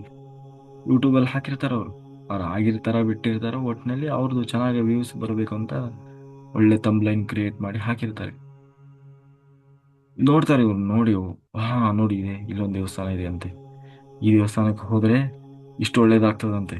ಹಾ, ನೆಕ್ಸ್ಟ್ ಪ್ಲಾನ್ ಮಾಡೋದು ಅಲ್ಲಿಗೆ ಏನಾದ್ರೂ ಮಾಡಿ ಆ ದೇವಸ್ಥಾನಕ್ಕೆ ಹೋಗ್ಬೇಕು. ಅದು ಎಲ್ಲಾದ್ರೂ ಇರ್ಲಿ. ಅದು ಮೊದ್ಲಿಗೆಲ್ಲ ಈ ಹೀಗೂ ಉಂಟೆ ಅಂತ ಬರ್ತಿತ್ತು ಒಂದು ಇದರಲ್ಲಿ, TV9 ಅದರಲ್ಲಿ ಅಂತಂತದೇ ವಿಶೇಷವಾಗಿ ಇಲ್ಲಿ ಅದು ಇನ್ನೂ ವರ್ಣನೆ ಮಾಡಿ ಹೇಳ್ತಾ ಇದ್ರು ಅಲ್ವಾ. ಈ ಅದ್ಭುತವನ್ನು ನಿಮಗೆ ಅಂತ ಹೇಳಿ ಅವ್ರು ಇನ್ನೂ ಎಳೆದು ಹೇಳ್ತಿದ್ರ. ಲಾಸ್ಟಿಗೆ ಹೇಳ್ತಿದ್ರು, ಅಪ್ಪ ನೋಡಿ ಇಂತಲ್ಲಿ ಹೋದ್ರೇನೋ ಏನಾಗ್ತದಂತೆ, ಏನಾಗ್ತದಂತೆ, ಇಷ್ಟು ಒಳ್ಳೇದಾಗ್ತದಂತೆ, ಅಷ್ಟು ಒಳ್ಳೇದಾಗ್ತದಂತೆ, ನೆಕ್ಸ್ಟ್ ಯಾವಾಗ ರಜಾ ಇದೆ, ಯಾವಾಗ ರಜಾ ಸಿಗ್ತದೆ, ಕಾಯ್ತಾ ಇರ್ತಾರೆ. ಏನಾದರೂ ಮಾಡಿ ಒಂದ್ಸರಿ ಏನಾದರೂ ಅಲ್ಲಿ ಹೋಗಿ ಬರ್ಬೇಕು, ಯಾಕೆ ಒಳ್ಳೇದಾಗ್ತದಂತೆ. ಅಲ್ಲಿ ಹೋದವ್ರು ಎಲ್ಲರಿಗೂ ಬರಿಗೈಯಲ್ಲಿ ಹೋದದ್ದೇ ಇಲ್ಲ, ಅವ್ರು ಹಂಗೆ ಹೇಳಿರ್ತಾರೆ. ಇಲ್ಲಿಗೆ ಬಂದವರು ವಾಪಸ್ ಬರಿಗೈಯಲ್ಲಿ ಹೋದದ್ದ ಉದಾಹರಣೆಯೇ ಇಲ್ಲ. ಇಲ್ಲಿ ಬಂದ ಮೇಲೆ ನೀವು ಎಲ್ಲೇ ಹೋಗಿರ್ಲಿ, ಆದರೆ ಇಲ್ಲಿ ಬಂದ ಮೇಲೆ ನಿಮಗೆ 100% ಸಕ್ಸಸ್ ಅಂತ ಹಾಕಿ ಹೇಳ್ತಾರ ಅವ್ರು. ಅಲ್ಲಿಗೆಲ್ಲ ಹೋಗ್ತಾನೆ ಇವ್ರ. ಬಟ್ ಇವನ್ ಕತೆ ಅದೇ, ಎಲ್ಲಿಗೆ ಹೋದ್ರೆ ಇವನಿಗೆ ಮಾತ್ರ ಒಳ್ಳೇದಾಗಲ್ಲ, ಎಲ್ಲರಿಗೂ ಆಗ್ತಾ ಇರ್ತದೆ, ಆದ್ರೆ ಇವನಿಗೆ ಆಗಲ್ಲ. ಮತ್ತೆ ಹುಡುಕ್ತಾನ ಮತ್ತೆ ಎಲ್ಲಿದೆ ದೇವಸ್ಥಾನ ಅಂತ. ಅಂದ್ರೆ ಆರಂಭಿಕ ಹಂತದಲ್ಲಿ ಅದು ಸಹಜ. ಹಾಗಾಗಿ ಅವನ ಮನಸ್ಸು ಸ್ಥಿರ ಆಗಬೇಕು ಅಂತ ಹೇಳಿ ಹಿಂದಿನವರು ಏನ್ ಮಾಡಿದ್ರು, ದೇವಾಲಯದ ಒಂದು ಕಲ್ಪನೆಯನ್ನ ತಂದ್ರು. ಮಣ್ಣಿನ ದೇವಾಲಯ ಅಥವಾ ಏನೋ ಕಲ್ಲಿನ ದೇವಾಲಯಗಳನ್ನ, ಅದರಲ್ಲಿ ಒಂದು ವಿಗ್ರಹ, ನೋಡಪ್ಪ ದೇವ ಇದ್ದಾನೆ ಒಬ್ಬ, ಅವನನ್ನು ಆರಾಧಿಸಬೇಕು, ನೀವು ಹೆಂಗೆಂಗೋ ಇದ್ರೆ ಆಗೋಲ್ಲ ಅಂತ ಹೇಳಿ ಪುರಾಣಗಳಲ್ಲಿ ಎಲ್ಲಲ್ಲಿ ಅದರ ಬಗ್ಗೆ ಉಲ್ಲೇಖ ಮಾಡಿ ಏನ್ ಮಾಡಿದ್ರು, ಒಂದು ದೇವಾಲಯದ ಪರಿಕಲ್ಪನೆಯನ್ನ ತಂದ್ರು. ಅಟ್ಲೀಸ್ಟ್ ಕೆಲವರು ಅಜ್ಞಾನದಲ್ಲಿ ಇರ್ತಾರೆ, ಅವ್ರು ಹೇಳಿದ್ದು ಕೇಳಲ್ಲ, ಏನಿಲ್ಲ, ಅವ್ರು ಸುಮ್ಮನೆ ಎಲ್ಲೆಲ್ಲೋ ಬದುಕ್ತಾ ಇರ್ತಾರೆ, ಕುಡಿದು ತಿಂದು ಅದೇ ಜೀವನ ಅಂತ ಹೇಳಿ ಬದುಕೋರು ಇರ್ತಾರೆ. ಅಂಥವ್ರನ್ನೆಲ್ಲ ದಾರಿ ತರಬೇಕಂದ್ರೆ ನೀವು ಒಂದೇ ಸಾರಿ ಹೋಗಿ ನೀ ಧ್ಯಾನ ಮಾಡು, ನಿನಗೆ ದೇವರು ಬೇಕು, ಮೋಕ್ಷ ಅಂದ್ರೆ ಅವರು ದಾರಿ ಬರೋಲ್ಲ. ಅಂಥವರನ್ನ ಹಂತ ಹಂತವಾಗಿ ತರಬೇಕು ಅಂತ ಹೇಳಿ ಏನ್ ಮಾಡಿದ್ರು ಹಿಂದಿನವರು, ಒಂದು ದೇವಾಲಯದ ಸ್ಥಿತಿಯನ್ನು ತಂದ್ರು. ನೋಡಿ, ಇಲ್ಲೊಬ್ಬ ದೇವ ಇರ್ತಾನೆ, ಅಲ್ಲಿ ಒಂದು ವಿಗ್ರಹ ಕೂರಿಸಿದ್ರು, ಅವನ ಕೈಯಲ್ಲಿ ಎಲ್ಲ ಆಯುಧಗಳನ್ನ ಕೊಟ್ರು. ಯಾಕೆ, ಅವನು ದಂಡನಾಯಕ, ತಪ್ಪು ಮಾಡಿದ್ರೆ ಶಿಕ್ಷಿಸ್ತಾನೆ. ಹೀಗೆಲ್ಲ ಕಲ್ಪನೆಗಳ ಮೂಲಕ ಅವರು ಅಜ್ಞಾನದಲ್ಲಿ ಮಾಡಲಿಲ್ಲ, ಒಂದು ಒಳ್ಳೆಯ ಉದ್ದೇಶದಿಂದ ಮಾಡಿದ್ರು. ಅಲ್ಲಿ ಹೋದಾಗ ಕೆಲವು ನಿಯಮಗಳನ್ನ ಇಟ್ರು. ದೇವರ ಮುಂದೆ ಹೋದಾಗ ಬಾಗಬೇಕು, ನಮಸ್ಕಾರ ಮಾಡಬೇಕು, ಪ್ರದಕ್ಷಿಣೆ ಹಾಕಬೇಕು, ಸ್ನಾನ ಮಾಡ್ಕೊಂಡು ಬರಬೇಕು, ಶುದ್ಧವಾಗಿರ್ಬೇಕು. ಅಂದ್ರೆ ಮನುಷ್ಯನನ್ನ ಪರಿವರ್ತನೆ ಮಾಡುವಲಿಕ್ಕೆ ಬೇಕಾದಂತಹದ್ದು ಎಲ್ಲಾ ವ್ಯವಸ್ಥೆಯನ್ನ ಇಟ್ರು. ಅಂದ್ರೆ ಗರ್ವದಿಂದ ಅಹಂಕಾರದಿಂದ ನಾನೇ ದೊಡ್ಡವಂತ ಮೇರಿಯವರಿಗೆ ಹೋಗು, ಅಲ್ಲಿ ದೇವ ಇದ್ದಾನೆ, ಹೋಗಿ ಕಾಲಿ ಬೀಳು, ನಮಸ್ಕಾರ ಮಾಡು. ಸ್ನಾನ ಗೊತ್ತಿಲ್ಲ, ಸಂಜಾನ ಗೊತ್ತಿಲ್ಲ, ಹುಣ್ಣಿಮೆಗೂ ಅಮಾವಾಸ್ಯೆಗೆ ಸ್ನಾನ ಮಾಡುವವನಿಗೆ ಹೇಳಿದ್ರು, ನೋಡು ಅಟ್ಲೀಸ್ಟ್ ಅಂತ ದಿನ ಏನಾದರೂ ದೇವಸ್ಥಾನಕ್ಕೆ ಹೋಗುವ, ಸ್ನಾನ ಮಾಡ್ಕೊಂಡು ಹೋಗು, ಶುದ್ಧವಾಗಿರು. ಅದಕ್ಕೆ ಅಲ್ಲಿ ಮಡಿ ಮೈಲಿಗೆ ವ್ಯವಸ್ಥೆಯನ್ನ ಇಟ್ರು. ಶುದ್ಧವಾಗಿರು, ದೇಹ ಧರ್ಮ ಅದು ಶುದ್ಧವಾಗಿರಬೇಕು, ಹೆಂಗೆಂಗೂ ಇರ್ಬೇಡ. ಹೀಗೆ ಪ್ರತಿಯೊಂದಕ್ಕೂ ಕೂಡ ಒಂದು ನಿಯಮಗಳನ್ನ ಇಟ್ಟು ಮನುಷ್ಯನ ಬುದ್ಧಿಯನ್ನ ಪರಿವರ್ತನೆ ಮಾಡುವ ಒಂದು ವ್ಯವಸ್ಥೆಯನ್ನ ಇಟ್ಟರೆ ಹೊರತು ಅದೇ ಭಗವಂತನನ್ನ ಪಡೆಯುವ ಹಂತ ಅಲ್ಲ ಅದು. ಆದರೆ ಮನುಷ್ಯ ಏನ್ ಮಾಡ್ತಾ ಇದ್ದಾನೆ, ಅದನ್ನ ಅರ್ಥ ಮಾಡಿಕೊಳ್ಳದೆ ಅಲ್ಲಿ ದೇವರನ್ನ ಹುಡುಕ್ಲಿಕ್ಕೆ ಶುರು ಮಾಡಿದ. ಅವ್ರು ಏನ್ ಹೇಳ್ತಾ ಇದ್ದಾರೆ ಅದನ್ನು ಕೂಡ ಸುಮ್ಮನೆ ಮಾಡ್ಲಿಲ್ಲ, ಇದೇ ಕಾನ್ಸೆಪ್ಟ್ ಅನ್ನೇ ಫಿಸಿಕಲ್ ಆಗಿ ಬಾಯಲ್ಲಿ ಹೇಳ್ತಾ ಇದ್ರು, ಅರ್ಥ ಆಗ್ಲಿಲ್ಲ ಅದನ್ನ ಏನು ಫಿಸಿಕಲ್ ಆಗಿ ಅಂದ್ರೆ ಭೌತಿಕ ರೂಪದಲ್ಲಿ ತಯಾರು ಮಾಡಿದ್ರು.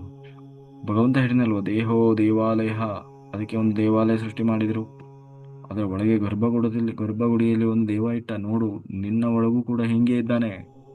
ಅದನ್ನ ಹೊರಗಿನಿಂದ ತೋರಿಸ್ಲಿಕ್ಕಾಗಿ ದೇವಾಲಯವನ್ನು ನಿರ್ಮಾಣ ಮಾಡಿ ಅದರಲ್ಲಿ ಗರ್ಭಗುಡಿಯಲ್ಲಿ ಒಂದು ವಿಗ್ರಹವನ್ನ ಇಟ್ಟರು. ಆ ಗರ್ಭಗುಡಿ ಯಾವುದಲ್ಲ, ನಿನ್ನ ಹೃದಯದಲ್ಲೇ ಭಗವಂತ ಹೀಗೆ ಕೂತಿದ್ದಾನೆ ಅನ್ನುವುದನ್ನು ಅರ್ಥ ಮಾಡಿಸ್ಲಿಕ್ಕಾಗಿ.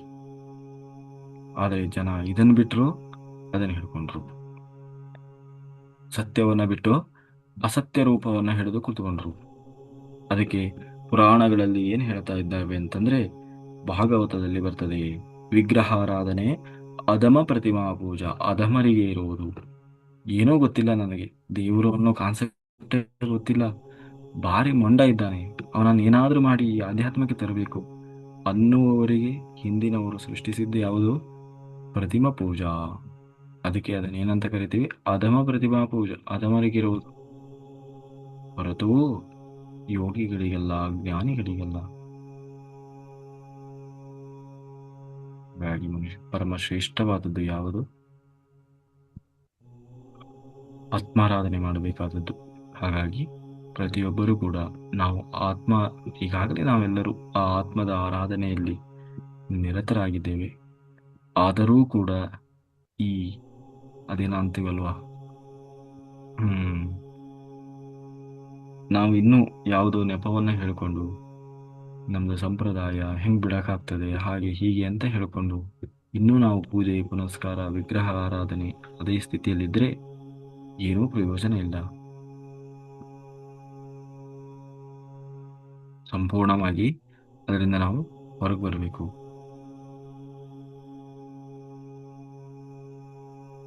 ಕಾಯೇನ ವಾಚ ಮನಸೇಂದ್ರಿಯೇವ ಬುದ್ಧ್ಯಾತ್ಮನಾ ವಾ ಪ್ರಕೃತೆ ಸ್ವಭಾವ ಕರೋಮಿ ಸಕಲಂ ಪರಸ್ಮೈ ನಾರಾಯಣಾಯ ಸಮರ್ಪಯಾಮಿ. ಸರ್ವಂ ಶ್ರೀ ಪರಬ್ರಹ್ಮಣ ಅಸ್ತು. Thank you, thank you, thank you. Okay masters, ಇವಾಗ ಪ್ರತಿಯೊಬ್ಬರು ಕೂಡ ಒಂದೊಂದು ನಿಮಿಷ ನೀವೇನು ಅರ್ಥ ಮಾಡ್ಕೊಂಡ್ರಿ ಅನ್ನುವುದನ್ನು ಪ್ರತಿಯೊಬ್ಬರೂ ಹೇಳ್ತಾ ಬರಬೇಕು. ಎಲ್ಲರಿಗೂ ಇವತ್ತು ಅವಕಾಶ. ನೀವೇ ಹ್ಯಾಂಡ್ ರೈಸ್ ಮಾಡಿ, ಇಲ್ಲಾಂದ್ರೆ ನಾನೇ ಕರೀತೀನಿ. ಎಲ್ಲರೂ ವಿಡಿಯೋ ಆನ್ ಮಾಡ್ಕೊಳ್ಳಿ. ವಿಜಯಕುಮಾರಿ ಮಾಸ್ಟರ್ ಶುರು ಮಾಡ್ಕೊಳ್ರಿ. ನಮಸ್ತೆ ಸರ್, ಹೇಳ್ಬೋದಾ? ಹಾ, ಕೇಳಿಸ್ತಾ ಇದೆ, ಮಾತಾಡಿ. ಇವತ್ತು ನಾನು ಮುಖ್ಯವಾಗಿ ಅರ್ಥ ಮಾಡ್ಕೊಂಡಿದ್ದು ದೇಹವೇ ದೇವಾಲಯ. ಮತ್ತೆ ನಮ್ ದೇಹದ ಪ್ರೇಯರ್ ಮುಗಿಬೇಕಾದ್ರೂ ಹಿಂಗೆ ಇಟ್ಕೊಂಡು ಹೇಳ್ಕೊಡ್ತೀನಿ. ನನ್ ದೇವ್ರ ಅಂದ್ರೆ ಅದನ್ನ ಅರ್ಥ ಮಾಡ್ಕೊಂಡ್ಬಿಟ್ಟೆ ಒಂದ್ ಪುಸ್ತಕದಲ್ಲಿ ಓದಿ, ಸತ್ಯಂ ಅಂತ. ಅವಾಗಿಂದಾಗ ನಾನು ಇಲ್ಲೇ ಕೃಷ್ಣ ಪರಮಾತ್ಮ ಇದ್ದಾನಂತ ಹೀಗೆ ಇಟ್ಕೊಂಡು ಏನಾದ್ರೂ ಹೇಳ್ತೀನಿ. ಸೊ ಅದು ಪ್ರಾಕ್ಟಿಕಲ್ ಆಗಿ ಮಾಡ್ತಾ ಇದ್ದೀನಿ. ಮತ್ತೆ ಏನು ಜ್ಞಾಪಕ ಬರ್ತಿಲ್ಲ ಸರ್. ಇಷ್ಟು ಈ ಕಾನ್ಸೆಪ್ಟ್ ಮೇನ್ ಆಗಿ ಚೆನ್ನಾಗಿ ಅರ್ಥ ಮಾಡ್ಕೊಂಡೆ. ದೇವರನ್ನ ಎಲ್ಲೆಲ್ಲೂ ಹುಡುಕಬಾರ್ದು, ನಮ್ಮಲ್ಲೇ ಇದ್ದಾರೆ ಅಂತ ಅರ್ಥ ಮಾಡ್ಕೊಂಡು ನಾವ್ ಏನೇ ಮಾಡಿದ್ರು ನಮ್ಮ ದೇಹದಲ್ಲೇ ದೇವಾಲಯ, ನಮ್ಮ ದೇಹವನ್ನೇ ದೇವಾಲಯವಾಗಿ ನೋಡ್ಕೊಂಡು ನಮ್ಮ ದೇಹದಲ್ಲೇ ಪ್ರತಿಷ್ಠ ಇದ್ದಾರೆ ಅಂದ್ಬಿಟ್ಟು ನಾವು ನೆನೆದು ಮನಸ್ಫೂರ್ತಿಯಾಗಿ ನಮ್ಮಲ್ಲಿ ಈ ಆತ್ಮ ಹಿಂಗ್ ಮಾಡ್ತೀವಲ್ಲ, ಅಂದ್ರೆ ನಮ್ಮಲ್ಲಿರೋ ದೇವರಿಗೆ ನಾವು ನಮಸ್ಕಾರ ಮಾಡ್ತೀವಿ ಅಂತ ತಿಳ್ಕೊಂಡು ಪ್ರಯತ್ನ ಅದನ್ನ ಮಾಡ್ತಾ ಇದ್ದೀನಿ. Thank you sir, very much. ನಮಸ್ತೆ ಸರ್. ನಮಸ್ತೆ ಎಲ್ಲ ಆತ್ಮ ಬಂಧುಗಳಿಗೆ. ಸರ್ ಕೇಳಿಸ್ತಿದೆ ಸರ್? ಇವತ್ತು ನಾವು ತಿಳ್ಕೊಂಡಿರೋದು ದೇಹವೇ ದೇವಾಲಯ, ಬೇರೆಲ್ಲೂ ಹುಡ್ಕೋದಕ್ ಹೋಗ್ಬಾರ್ದು. ನಮ್ಮೊಳಗಿರುವ ದೇವರನ್ನ ನಾವು ಗುರ್ತಿಸ್ಬೇಕು ಅನ್ನೋದನ್ನ ತಿಳ್ಕೊಂಡ್ವಿ. ಎಷ್ಟೇ ಸಂಪಾದನೆ ಮಾಡಿದ್ರು ಕೂಡ ಅದು ವ್ಯರ್ಥ. ನಾವು ಏನನ್ನ ತಿಳ್ಕೊಬೇಕಾಗಿದೆ ಅದನ್ನ ತಿಳ್ಕೊಬೇಕಂದ್ರೆ ನಾವು ಹೊರಗಡೆಯಿಂದ ವಿಗ್ರಹ ಆರಾಧನೆ ಮಾಡೋದ್ರಿಂದ ಮತ್ತೆ ಎಲ್ಲ ಗುಡಿ ಗೋಪುರಗಳಿಗೆ ಹೋಗಿ ಪೂಜೆ ಮಾಡೋದ್ರಿಂದ ನಮಗೆ ದೇವ್ರು ಸಿಗೋಂಗಿಲ್ಲ. ನಮ್ಮೊಳಗಿರುವಂತ ದೇವರನ್ನ ನಾವು ಗುರ್ತಿಸಿ ನಮ್ಮೊಳಗಿರುವಂತ ಭಗವಂತನನ್ನ ನಾವು ಆರಾಧನೆ ಮಾಡಿದ್ರೇನೆ ನಾವು ಇದು ಮೋಕ್ಷವನ್ನು ಹೊಂದುತ್ತೀವಿ. ಹಾಗಾಗಿ ಧ್ಯಾನಕ್ಕೆ ಕೂಡ ಅಷ್ಟೊಂದು ಮಹತ್ವ ಇದೆ. ಅಂದ್ರೆ ನಾವು ಭಗವಂತನನ್ನ ಹುಡುಕೋ ಪ್ರಯತ್ನ ಧ್ಯಾನದ ಮೂಲಕನೇ ಮಾಡ್ತೀವಿ. ಅಂದ್ರೆ ಶ್ವಾಸದ ಮೇಲೆ ಗಮನ ಇಟ್ಟಾಗ್ಲಿ ನಾವು ಆತ್ಮದ ಆರಾಧನೆ ಮಾಡೋದಕ್ಕೆ ಆಗತ್ತ ಅಂತ ಹೇಳಿದ್ರಿ ಸರ್.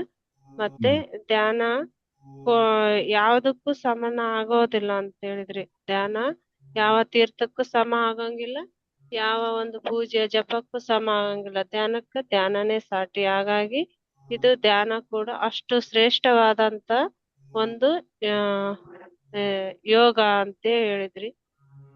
ಹಂಗಾಗಿ ನಾವು ಹೊರಗಡೆ ಅಳಸಿದ ಅನ್ನವನ್ನ ತಿನ್ನೋದಕ್ಕೆ ಬೀದಿ ಬೀದಿಯಾಗಿ ಹೋಗೋದ್ ಬದಲು ನಮ್ಮೊಳಗಿರುವ ಪಾಯಸವನ್ನ ನಾವು ಹುಡ್ಕೋ ಪ್ರಯತ್ನ ಮಾಡ್ಬೇಕು.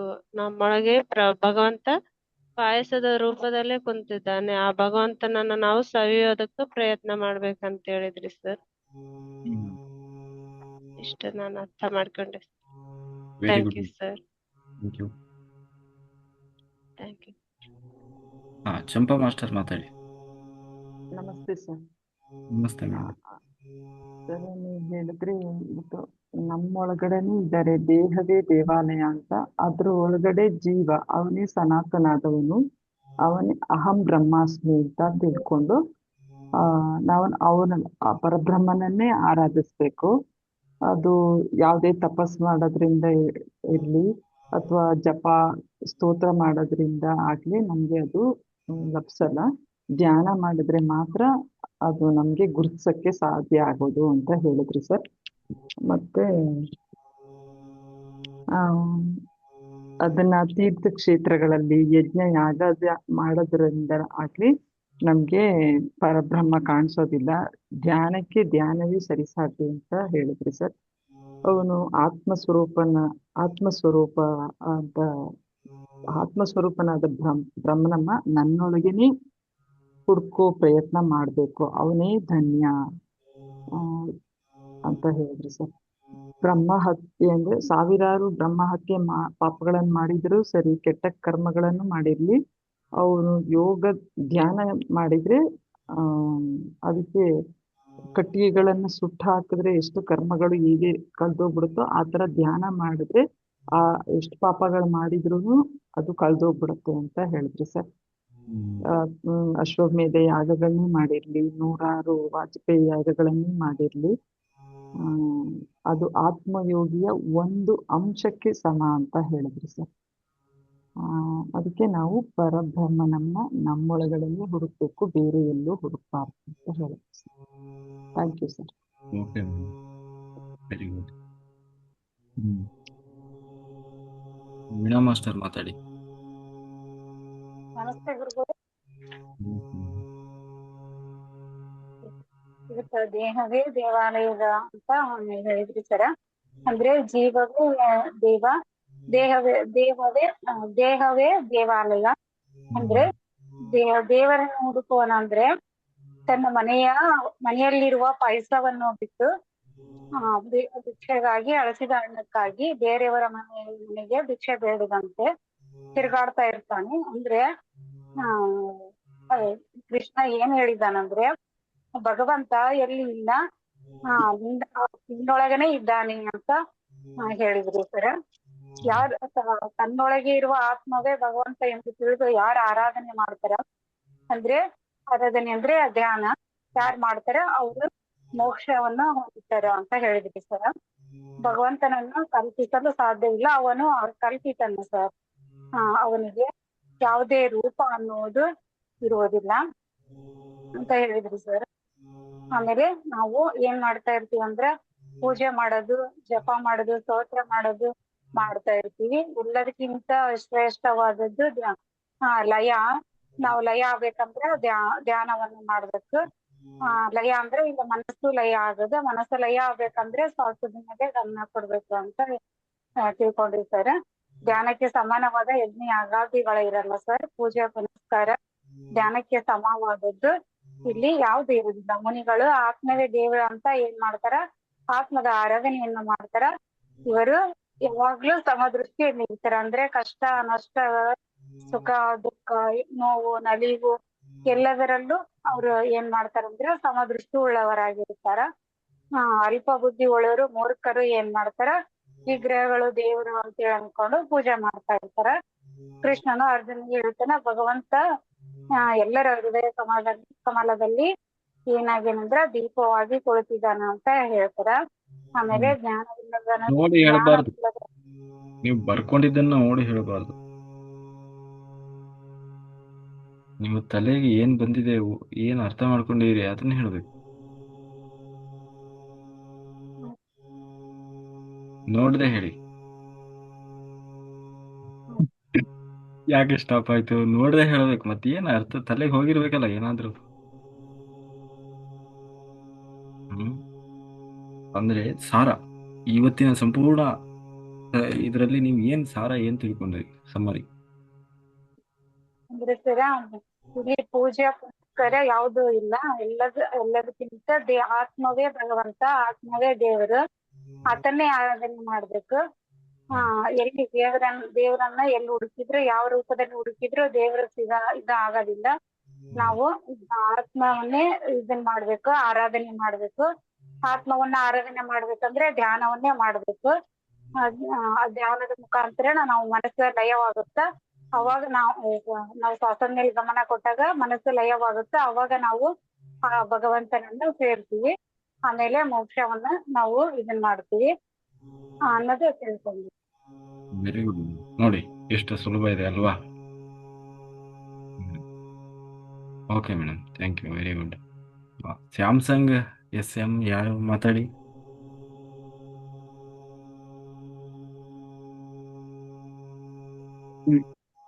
ನಮಸ್ತೆ ಗುರುಜಿ. ನಮಸ್ತೆ ನಮಸ್ತೆ. ನಮಸ್ತೆ, ರವೀಂದ್ರ ಕಾಂಬಳೆ ಅಂತ ಮುಡಲಿಗಿಂದ ಸರ್. ಏನು ರವೀಂದ್ರ? ರವೀಂದ್ರ ಕಾಂಬಳೆ ಅಂತ. ಓಕೆ ಹೇಳಿ. ನೀವು ಕಳಿಸಿದ್ದೆಲ್ಲ ಬುಕ್ ಅದ ಓದ್ತಾ ಇದ್ದೇನೆ ಗುರುಜಿ. Very good. ಅದಕ್ಕಾಗಿ ಆಮೇಲೆ ಈ ವಿಡಿಯೋ ಅದು ಇನ್ನು ಧ್ಯಾನ ನಿರಂತರವಾಗಿ ಕಂಟಿನ್ಯೂ ಆಗ್ತಾ ಇಲ್ಲ ಸರ್. ಇಡೀ ರಾತ್ರಿ ಕೂಡ್ಲಿಕ್ಕೆ ಬರ್ತಾ ಇಲ್ಲ. 1-2 ತಾಸು ಮಾಡ್ತೇನೆ ಗುರುಜಿ. Video on ಮಾಡ್ಕೊಡ್ರಿ.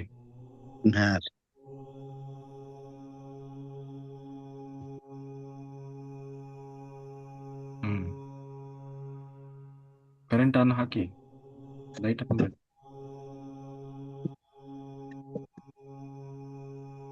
2 ತಾಸು ಮಾಡ್ತಾ ಇದ್ದೇನೆ ಗುರುಜಿ. Very good. ಆಯ್ತು, ಅಟ್ಲೀಸ್ಟ್ ಮಾಡ್ತಾ ಇದ್ದೀರಲ್ವಾ? ಹಾಗೆ ಅದನ್ನ ಇಂಪ್ರೂವ್ ಮಾಡ್ಕೊಂತ ಹೋಗಿ. ಸಮಯ ಜಾಸ್ತಿ ಮಾಡ್ತಾ ಹೋಗಿ. ಅಂದ್ರೆ ಈಗ 2 ತಾಸು ಮಾಡ್ತಾ ಇದ್ದೇನೆ. ಆಯ್ತು, ಒಳ್ಳೇದಾಗ್ಲಿ. ಗುರುಜಿ ಇನ್ನೊಂದ್ ಸ್ವಲ್ಪ ಹಾಗೆ ಇಂಪ್ರೂವ್ ಮಾಡ್ತಾ ಹೋಗಿ. ಹೀಗೆ ಪುಸ್ತಕಗಳನ್ನು ಓದ್ತಾ ಇದ್ದಾರೆ? ಓದ್ತಾ ಇದ್ದೇನೆ ಗುರುಜಿ. ಹೇಗಿದಾವೆ ಪುಸ್ತಕ? ಬಹಳ ಚಂದ ಅದಾವ ಸರ್. ಬಹಳ ಅದ್ಭುತವಾದಂತ ಇಂತಹ ಜ್ಞಾನವನ್ನ ನಮಗ್ ಮೊದಲ ಯಾವ ಪುಸ್ತಕದಲ್ಲಿ ಅಥವಾ ಯಾವ ಗುರುಜಿ ಅವರು ಹೇಳೇ ಇಲ್ಲ. ನಾವು ಇಲ್ಲಿಯವರೆಗೆ ಗುಡಿಗಳನ್ನ, ಪೂಜೆಗಳನ್ನ, ಆಮೇಲೆ ದಾನ ಧರ್ಮ ಮಾಡ್ತಿದ್ದು. ಆದ್ರ ಈ ಆತ್ಮ ನಮ್ಮೊಳಗೆ ಆತ್ಮ ಇದ್ದಾನೆ ಅನ್ನೋದು ನಿಮ್ಮಿಂದ ನನಗ ಗೊತ್ತಾತ್. ಅದಕ್ಕಾಗಿ ನಾನು ಧ್ಯಾನವನ್ನ ಹೆಚ್ಚೆಚ್ಚ ಮಾಡ್ಕೊಂತ ಹೋಗ್ತಾ ಇದ್ದೇನೆ. ಕಾಶಿಗೆ ಬರ್ಬೇಕಂತ ಗುರುಜಿ, ಕಾಶಿಗೆ ಬರ್ಬೇಕಂತ ಬಹಳ ಪ್ರಯತ್ನ ಮಾಡೀನಿ, ಆದ್ರ ಆಗ್ಲಿಲ್ಲ. ಕೊನೆಯ ಕ್ಷಣದಲ್ಲಿ ತಪ್ಪಿತು. ಇರ್ಲಿ ಬಿಡಿ, ಆಯ್ತಾಯ್ತು.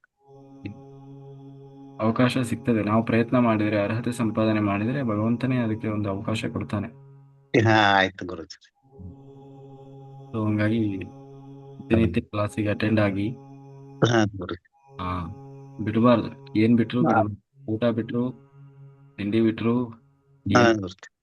ಅಂದ್ರೆ ಇದು ಅಷ್ಟು ಪ್ರಮುಖವಾದದ್ದು, ಮುಖ್ಯ ಇದೆ. ಏನ್ ಮಾಡಿದ್ರು ಎಲ್ಲವೂ ಒಂದು ದಿವಸ ನಶಿಸಿ ಹೋಗುವುದೇ. ಇದೊಂದೇ ನಮ್ಮ ನಿಜವಾದ ಸೊತ್ತು. ಹೌದು ಗುರುಜಿ, ಇದೊಂದೇ ನಮ್ಮ ನಿಜವಾದ ಆಸ್ತಿ. ಹೌದು. Okay sir. ಓಕೆ, ನಮಸ್ತೆ ಗುರುಜಿ. ಮಂಜೇಗೌಡ್ರು ಮಾಸ್ಟರ್ ಮಾತಾಡಿ. ಬ್ರಹ್ಮರ್ಷಿ ಪಿತಾಮಹರಾದಂತಹ ಸುಭಾಷ್ ಪತ್ರಿಜಿಯವರ ಆಶೀರ್ವಾದದೊಂದಿಗೆ ಚಟುವರ್ತಿ ವೀರರಾಘವ ಬ್ರಹ್ಮರ್ಷಿ ಗುರುಗಳಿಗೆ ಹಾಗೂ ಅರುಣ್ ಕುಮಾರ್, ಗ್ರ್ಯಾಂಡ್ ಮಾಸ್ಟರ್ ಆದ ಅರುಣ್ ಕುಮಾರ್ ಗುರುಗಳಿಗೆ ನಮಸ್ಕರಿಸುತ್ತಾ, ಇವತ್ತಿನ ಸ್ವಾಧ್ಯಾಯವನ್ನು ಎಲ್ಲವರು ಆ, ಸ್ವಾದಿಸ್ತಾ ಇರುವಂತಹ ನಮ್ಮ ಎಲ್ಲ ಆತ್ಮ ಬಂಧುಗಳಿಗೆ ಜೂಮ್ ನಲ್ಲಿ ಮತ್ತು ಯೂಟ್ಯೂಬ್ ನಲ್ಲಿ ನಮಸ್ಕರಿಸುವಂತ ಎಲ್ಲ ಆತ್ಮ ಬಂಧುಗಳಿಗೆ ನಮಸ್ಕರಿಸುತ್ತಾ, ಏನು ಇವತ್ತು ಒಂದು ಶಿವಭಕ್ತರಿಗೆ ಏನೊಂದು ಸಂದೇಶ ಕೊಡ್ತಿದ್ದಾರೆ, ಅದನ್ನೇನ್ ಬಯಸ್ತಿದ್ದಾರೆ ಅನ್ನೋ ಒಂದು ಬಗ್ಗೆ, ಏನು ಈ ಜ್ಯೋತಿ ಸ್ವರೂಪನಾದ ಪರಬ್ರಹ್ಮನನ್ನ ಕಾಣುವುದೇ ಒಂದು ಮೊದಲ ಆದ್ಯತೆಯ ಮೇರೆಗೆ ಅರ್ಜುನನು ಶ್ರೀಕೃಷ್ಣ ಪರಮಾತ್ಮನಿಗೆ ಯಾವ ರೀತಿ ಒಂದು ಕೇಳ್ದ, ಆ ಕೇಳುವ ರೀತಿಯಲ್ಲಿ ಅವನು ಏನೇನನ್ನು ಕಂಡನ್ನ ನಮ್ಮಗೆಲ್ಲ ಉಣಬಡಿಸದ ಅನ್ನೋದನ್ನ ನಾವು ತಿಳ್ಕೊಳ್ಳೋದು ತುಂಬಾ ಇದೆ. ಇದ್ರಲ್ಲಿ ಏನಾಗಿದೆ ಅಂತ ಅಂದ್ರೆ, ನಾವು ವಿಗ್ರಹಾರಾಧನೆಯನ್ನ ಅಂತ ಇದುವರೆಗೆ ನಾವು ಅನ್ಕೊಂಡಿರ್ಲಿಲ್ಲ. ಅದು ನಿಜವಾಗಿಯೂ ದೇವರೇ ಅಂತ ನಾವು ಪೂಜಿಸಲ್ಪಡ್ತಿದ್ವಿ. ನಮ್ಮಲ್ಲಿ ಆತ್ಮಸ್ವರೂಪನಾದ ದೇವರು ನಮ್ಮಲ್ಲೇ ಇರುವಾಗ ನಾವು ಅದರಿಂದ ಪರಬ್ರಹ್ಮನ ಕಡೆಗೆ ಸಾಧನೆಯನ್ನ ಮಾಡುವ, ಧ್ಯಾನದ ಮುಖಾಂತರ ಸಾಧನೆ ಮಾಡುವಂತ ಇದು ಸಿಕ್ಕಿದ್ದು ಇದರಿಂದ ಗೊತ್ತಾಗ್ತಾ ಇದೆ. ಇದರಿಂದ ಎಲ್ಲವೂ ಲಭಿಸುತ್ತೆ. ನಾವು ಏನ್ ಅನ್ಕೊಂಡಿದ್ವಿ, ಊರ್ನಲ್ಲಿ ಇರ್ತಕ್ಕಂತ ದೇವಸ್ಥಾನಗಳಾಗ್ಲಿ ಅಥವಾ ಯಾವುದೇ ಇದ್ರಲ್ಲಿ ಸಂಭ್ರಮದಿಂದ ಮಾಡ್ತಾ ಇದ್ವಿ. ಈಗ ಗೊತ್ತಾಗ್ತಾ ಇದೆ, ಇದನ್ನೆಲ್ಲ ನೀವು ಒಂದು ಕಾರಣ ಸಹಿತವಾಗಿ ಪ್ರತಿಯೊಂದು ಈ ಅಜ್ಞಾನದ ಅವ್ರು ಏನ್ ಮಾಡ್ಕೊಂಡಿದ್ರು, ವಿಗ್ರಹಾರಾಧನೆಗಳನ್ನ ಯಾತಕ್ಕೆ ಅಂದ್ರೆ ಅಜ್ಞಾನಿಗಳಿಗೋಸ್ಕರ ಅವರನ್ನ ಒಂದು ಜ್ಞಾನದ ಹಂತಕ್ಕೆ ತರಬೇಕು ಅನ್ನೋಕ್ಕೋಸ್ಕರ ಅವ್ರು ಮಾಡಿದ್ರು. ಬಟ್ ಅದನ್ನೇ ನಾವು ದೇವರ ಅದೇ ಒಂದು ದೇವರು ಅಂತ ತಿಳ್ಕೊಂಡು ಆ ರೀತಿಯಲ್ಲಿ ನಾವು ಹೋಗಿ ಇವೆಲ್ಲನ್ನು ಮಾಡ್ಕೊಳ್ತಾ ಇದ್ವಿ. ಆದ್ರೆ ಧ್ಯಾನದಿಂದ ಇವೆಲ್ಲ ಸಾಧ್ಯ. ತಾವು ಹೇಳಿದ್ರಿ ಒಂದು ಕೋಟಿ ಪೂಜೆಗಿಂತ ಹೇಳಿದ್ರಿ 1,000,000 ಸ್ತೋತ್ರಕ್ಕಿಂತ ಪೂಜೆಗಳು ಅಂತ ಅಂದ್ರೆ ಪೂಜೆಗಳಿಗೆ ಸಮ ಅಂತ ಹೇಳಿದ್ರಿ. ಸ್ತೋತ್ರ 1,000,000 ಸ್ತೋತ್ರಕ್ಕೆ ಸಮಾನ ಒಂದು ಜಪ ಅಂತ ಹೇಳಿದ್ರಿ. 1,000,000 ಜಪ 1 ತಾಸು ಧ್ಯಾನಕ್ಕೆ ಸಮ ಅಂತ ಹೇಳಿದ್ರಿ. ಅಂದ್ರೆ ಧ್ಯಾನವೇ ಅತ್ಯುತ್ತಮವಾದಂತ ಒಂದು ಸಾಧನಾ ಮಾರ್ಗ ಈ ಜ್ಞಾನವನ್ನ ಸಂಪಾದನೆ ಮಾಡ್ಲಿಕ್ಕೆ. ಈ ಜ್ಞಾನದಿಂದ ಮುಕ್ತಿಯಿಂದ ಮೋಕ್ಷವನ್ನು ಸಂಪಾದನೆ ಮಾಡ್ಲಿಕ್ಕೆ ಸಾಧ್ಯ ಅಂತ ಹೇಳ್ತಾ ತುಂಬಾ ವಿವರವಾಗಿ ಕೊಟ್ಟಿದಿರಿ. 1-2 ಬಾರಿ ನಾವು ಪುನಃ ಮನನ ಮಾಡ್ಕೊಂಡ್ರಂತೂ ನಾವು ಇದನ್ನ ಪೂರ್ಣವಾಗಿ ಎಲ್ಲರೂ ತಿಳ್ಕೊಳ್ಬಹುದು ಅಂತ ನಾವು ಅನಿಸ್ತಾ, ಇದು ತುಂಬಾ ನಮಗೆ ನಾವು ಇಷ್ಟೆಲ್ಲಾ ಮಾಡಿದ್ರು ಸಹ ಅಜ್ಞಾನಿಗಳಾಗೇ ಇದ್ವಿ ಅಂತ ಅನಿಸ್ತಾ ಇದೆ. ಆ ಈ ಅಜ್ಞಾನದಿಂದ ಜ್ಞಾನವನ್ನು ಪಡೆದುಕೊಂಡಾಗ ಮಾತ್ರ ನಾವು ಮುಂದಿನ ಸಾಧನೆಯನ್ನ ಮಾಡ್ಲಿಕ್ಕೆ ಸೂಕ್ತವಾದ ಒಂದು ವೇದಿಕೆ ಅಂತ ಅನ್ಕೊಂಡಿದ್ದೀನಿ. ಇಷ್ಟೆಲ್ಲ ತಿಳಿಸ್ಕೊಟ್ಟಿದ್ದಕ್ಕೆ ತಮಗೆ ಧನ್ಯವಾದಗಳನ್ನು ತಿಳಿಸ್ತೀನಿ. ನಮಸ್ಕಾರ. Very good sir, very good. Lakshmi master ಮಾತಾಡಿ.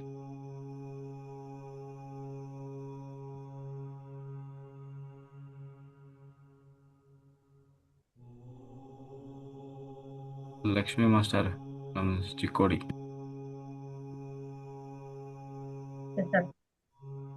ನಮಸ್ತೆ ಮೇಡಮ್.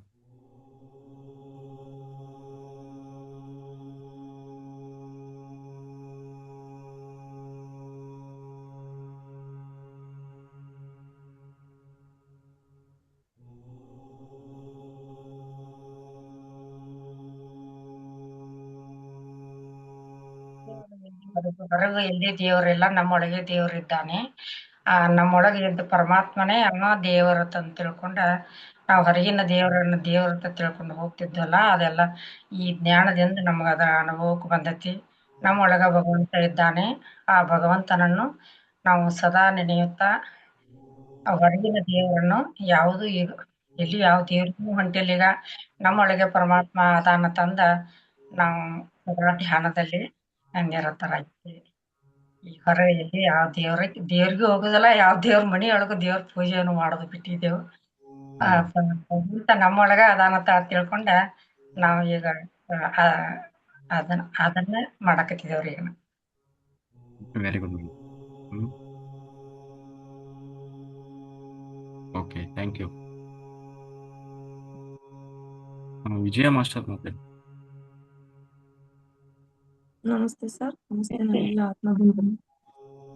ಸರ್. ಇವತ್ತಿನ ಕ್ಲಾಸಿಂದ ಏನಂತಂದ್ರೆ ನಮ್ಮ ಹೃದಯ ಕಮಲದಲ್ಲಿ ಇರ್ತಕ್ಕಂತಹ ಪರಬ್ರಹ್ಮ ಯಾರು ಅವನನ್ನ ಈಗ ನಾವು ಎಲ್ಲರೂ ಕೇಳಿರೋ ಪ್ರಕಾರ ಅನನ್ಯಾಶ್ಚಿಂತೆಯಂತೋ ಮಾಂ ಯೋಜನಾ ಪರಿಪಾಸಿತೆ ತೇಷಾಂ ನಿತ್ಯಾಭಿಯುಕ್ತಾನಾಂ ಯೋಗಕ್ಷೇಮ ಮಹಾಮ್ಯಹಂ ಅನ್ನೋ ಹಾಗೆ ಯಾರು ನಮ್ಮ ಹೃದಯ ಕಮಲದಲ್ಲಿ ಇರ್ತಕ್ಕಂತಹ ಆತ್ಮನೇ ಪರಬ್ರಹ್ಮ ಎಂದು ತಿಳಿದು ಯಾರು ಆರಾಧನೆ ಮಾಡ್ತಾರೋ ಅವರನ್ನ ಅವರ ಯೋಗಕ್ಷೇಮವನ್ನು ನೋಡಿಕೊಳ್ಳಕ್ಕಾಗಿ ಖುದ್ದು ಅದೇ ಪರಬ್ರಹ್ಮನೇ ಬರ್ತಾನೆ ಅನ್ನೋದನ್ನ ಇವತ್ತು ತಿಳ್ಕೊಂಡ್ವಿ. ಮತ್ತೆ ನಾವು ಇಷ್ಟು ದಿನ ಮಾಡ್ತಕ್ಕಂತ ವಿಗ್ರಹ ಪೂಜೆ ದೇವಾಲಯಗಳೇ ಅಲಿತಾ ಇದ್ವಿ, ಸಮಯ ವ್ಯರ್ಥ ಮಾಡ್ತಾ ಇದ್ವಿ.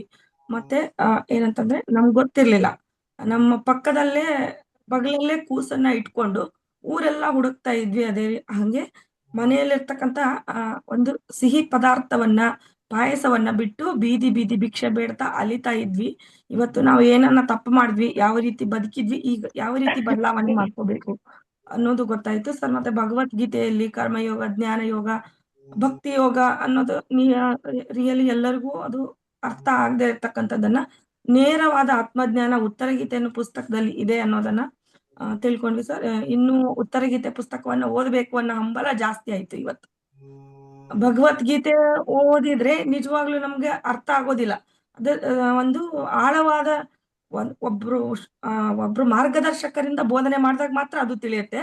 ಈ ಉತ್ತರ ಗೀತೆ ಅನ್ನೋದು ನೇರವಾಗಿ ನಾವು ಓದಿದ್ರೆ ಮಾತ್ರ ತಿಳಿಯುತ್ತೆ ಅನ್ನೋದನ್ನ ಅರ್ಥ ಮಾಡ್ಕೊಂಡ್ವಿ ಸರ್. ಮತ್ತೆ ಕೋಟಿ ಸ್ತೋತ್ರಗಳನ್ನ, ಕೋಟಿ ಜಪಗಳನ್ನ ನಾವು ಏನು ಇಷ್ಟು ದಿನ ಇಂಥದ್ ಮಂತ್ರ ಹೇಳ್ರಿ ಇದಾಗತ್ತೆ, ಈ ಮಂತ್ರ ಜಪ ಮಾಡಿದ್ರೆ ಇದು ನಿಮ್ಗೆ ಸಿದ್ಧಿಸುತ್ತೆ ಅನ್ನೋದನ್ನ ಬೇರೆ ಬೇರೆ ಗುರುಗಳು ಹೇಳ್ತಾ ಇದ್ರು. ಗುರುಗಳ ವಿಧಗಳನ್ನ ನೀವು ಮೊದ್ಲು ನಮ್ಗೆ ಎಷ್ಟು ರೀತಿಯ ಗುರುಗಳು ಇರ್ತಾರೆ ಅನ್ನೋದನ್ನ ತಿಳಿಸಿದ್ರು. ಕೊನೆಯದಾಗಿ ನಮಗೆ ಸದ್ಗುರುಗಳು ಸಿಕ್ಕಿದ್ದಾರೆ ಅನ್ನೋದು ಬಹಳ ಖುಷಿಯಾದಂತ ವಿಷಯ. ಅಂತ ಕೋಟಿ ಕೋಟಿ ಜಪ ಸ್ತೋತ್ರಗಳಿಗೆ ಸಮನಾದದ್ದು ಒಂದು ತಾಸಿನ ಧ್ಯಾನ ಅಂತ ಆದ್ರೆ ನಾವು ಎಷ್ಟು ಊಹೆ ಮಾಡ್ಕೋಬೇಕು ಈ ಧ್ಯಾನದಲ್ಲಿ ಎಷ್ಟು ಶಕ್ತಿ ಇದೆ ಅಂತ. ಪರಬ್ರಹ್ಮ ಅನ್ನೋನು ನಮ್ಮ ಊಹೆಗೂ ನಿಲುಕದಂತವನು, ತರ್ಕಕ್ಕೂ ನಿಲುಕದೆ ಇರ್ತಕ್ಕಂತ ದೊಡ್ಡ ಸೂರ್ಯಕೋಟಿ ಸಮಪ್ರಭ, ಕೋಟಿ ಸೂರ್ಯರಿಗೆ ಬೆಳಕನ್ನ ಹೊಂದಿದಂತವನು ಆ ಪರಬ್ರಹ್ಮ ಅನ್ನೋದು ಇವತ್ತಿನ ಒಂದು ಕ್ಲಾಸ್ ಇಂದ ನಾನು ತಿಳ್ಕೊಂಡೆ sir. Thank you sir, thank you so much. Thank you ma'am, very good. Aruna master ಮಾತಾಡಿ. ಸರ್ ನಮಸ್ಕಾರ. ಸರ್ ಇವತ್ತು ತಿಳ್ಕೊಂಡಿದ್ದು ನಾನು ಅಹಂ ಬ್ರಹ್ಮಾಸ್ಮಿ, ಈ ದೇಹವೇ ದೇಗುಲ, ನನ್ನ ದೇಹವೆಂಬ ದೇಗುಲದಲ್ಲಿ ಪರಮಾತ್ಮ ನೆಲೆಸಿದ್ದಾನೆ, ಭಗವಂತ ನನ್ನಲ್ಲಿ ಇದ್ದಾನೆ, ಎಲ್ಲೂ ಇಲ್ಲ. ಹಾಗೆ ಅಜ್ಞಾನಿಯಾದವನು ಇದನ್ನ ತಿಳ್ಕೊಂಡ್ರಲ್ಲ, ಜ್ಞಾನಿಯಾದವನ್ಗೆ ಇದು ಈ ರೀತಿ ತಿಳುವಳಿಕೆ ಇರುತ್ತೆ. ಅಜ್ಞಾನಿಯಾದವನು ಅಂದ್ರೆ ಇದನ್ನ ನನ್ನ ದೇಹದಲ್ಲೇ ಪರಮಾತ್ಮ ಇದ್ದಾನೆ ಅಂತ ಯಾರು ಗುರ್ತಿಸ್ಕೊಳ್ಳಲ್ವ, ಅವನ ಸ್ಥಿತಿ ಹೇಗಾಗತ್ತೆ ಅಂದ್ರೆ ಮನೆಯಲ್ಲೇ ಇರೋ ಪಾಯಸನ್ ಬಿಟ್ಟು ಅಳಸದ ಅನ್ನಕ್ಕೋಸ್ಕರ ಭಿಕ್ಷೆ ಬೇಡ್ತಾ ಇರೋ ಒಂಥರ ಆಗುತ್ತೆ. ನನ್ನಲ್ಲಿ ಆತ್ಮ ಇದ್ದಾನೆ ಅಂತ ತಿಳ್ಕೊಳ್ದೇ ಇರೋ ಸ್ಥಿತಿ ಅಂತ. ಮತ್ತೆ ಇದು ಧ್ಯಾನ ಏನಂದ್ರೆ ಯಾವ ಜಪ ತಪ ಸ್ತೋತ್ರ ತೀರ್ಥಗಳಲ್ಲಿ ಇಲ್ದೇ ಇರೋಂಥದ್ದು, ತಪಗಳಲ್ಲಿ ಯಾವುದಕ್ಕೂ ಹೋಲಿಕೆ ಮಾಡೋದಕ್ಕಾಗೋದಿಲ್ಲ. ಧ್ಯಾನಕ್ಕೆ ಧ್ಯಾನನೇ ಸಾಟಿ, ಯಾವುದು ಇದಕ್ಕೆ ಸರಿಸಾಟಿ ಅಲ್ಲ ಅಂತ ಗೊತ್ತಾಯ್ತು ಸರ್. ಮತ್ತೆ ಇದು ಒಂದು ಆತ್ಮ ನಮ್ಮಲ್ಲೇ ದೀಪದ ರೀತಿ ನಮ್ಮ ಹೃದಯ ಕಮಲದಲ್ಲಿ ದೀಪದಂತೆ ಪ್ರಜ್ವಲಿಸ್ತಾ ಅಂದ್ರೆ ಪ್ರಕಾಶಿಸ್ತಾ ಇರುತ್ತೆ. ಜ್ಞಾನಿಯಾದವನು ಅಜ್ಞಾನಿಯಾದವನು ಇದನ್ನ ನೋಡೋದಕ್ಕಾಗಲ್ಲ, ಕುರುಡನಂತಿರ್ತಾನೆ ಅಜ್ಞಾನಿಯಾದವನು. ಕುರುಡ ಹೇಗೆ ಸೂರ್ಯನ ನೋಡಕ್ ಸಾಧ್ಯ ಇಲ್ವೋ ಹಾಗೆ ಅಜ್ಞಾನಿಯಾದವನು ನಮ್ಮೊಳಗೆ ಪ್ರಕಾಶಿಸ್ತಾ ಇರುವಂತ ಆತ್ಮನನ್ನ ದರ್ಶಿಸೋದಕ್ಕೆ ಸಾಧ್ಯ ಇಲ್ಲ.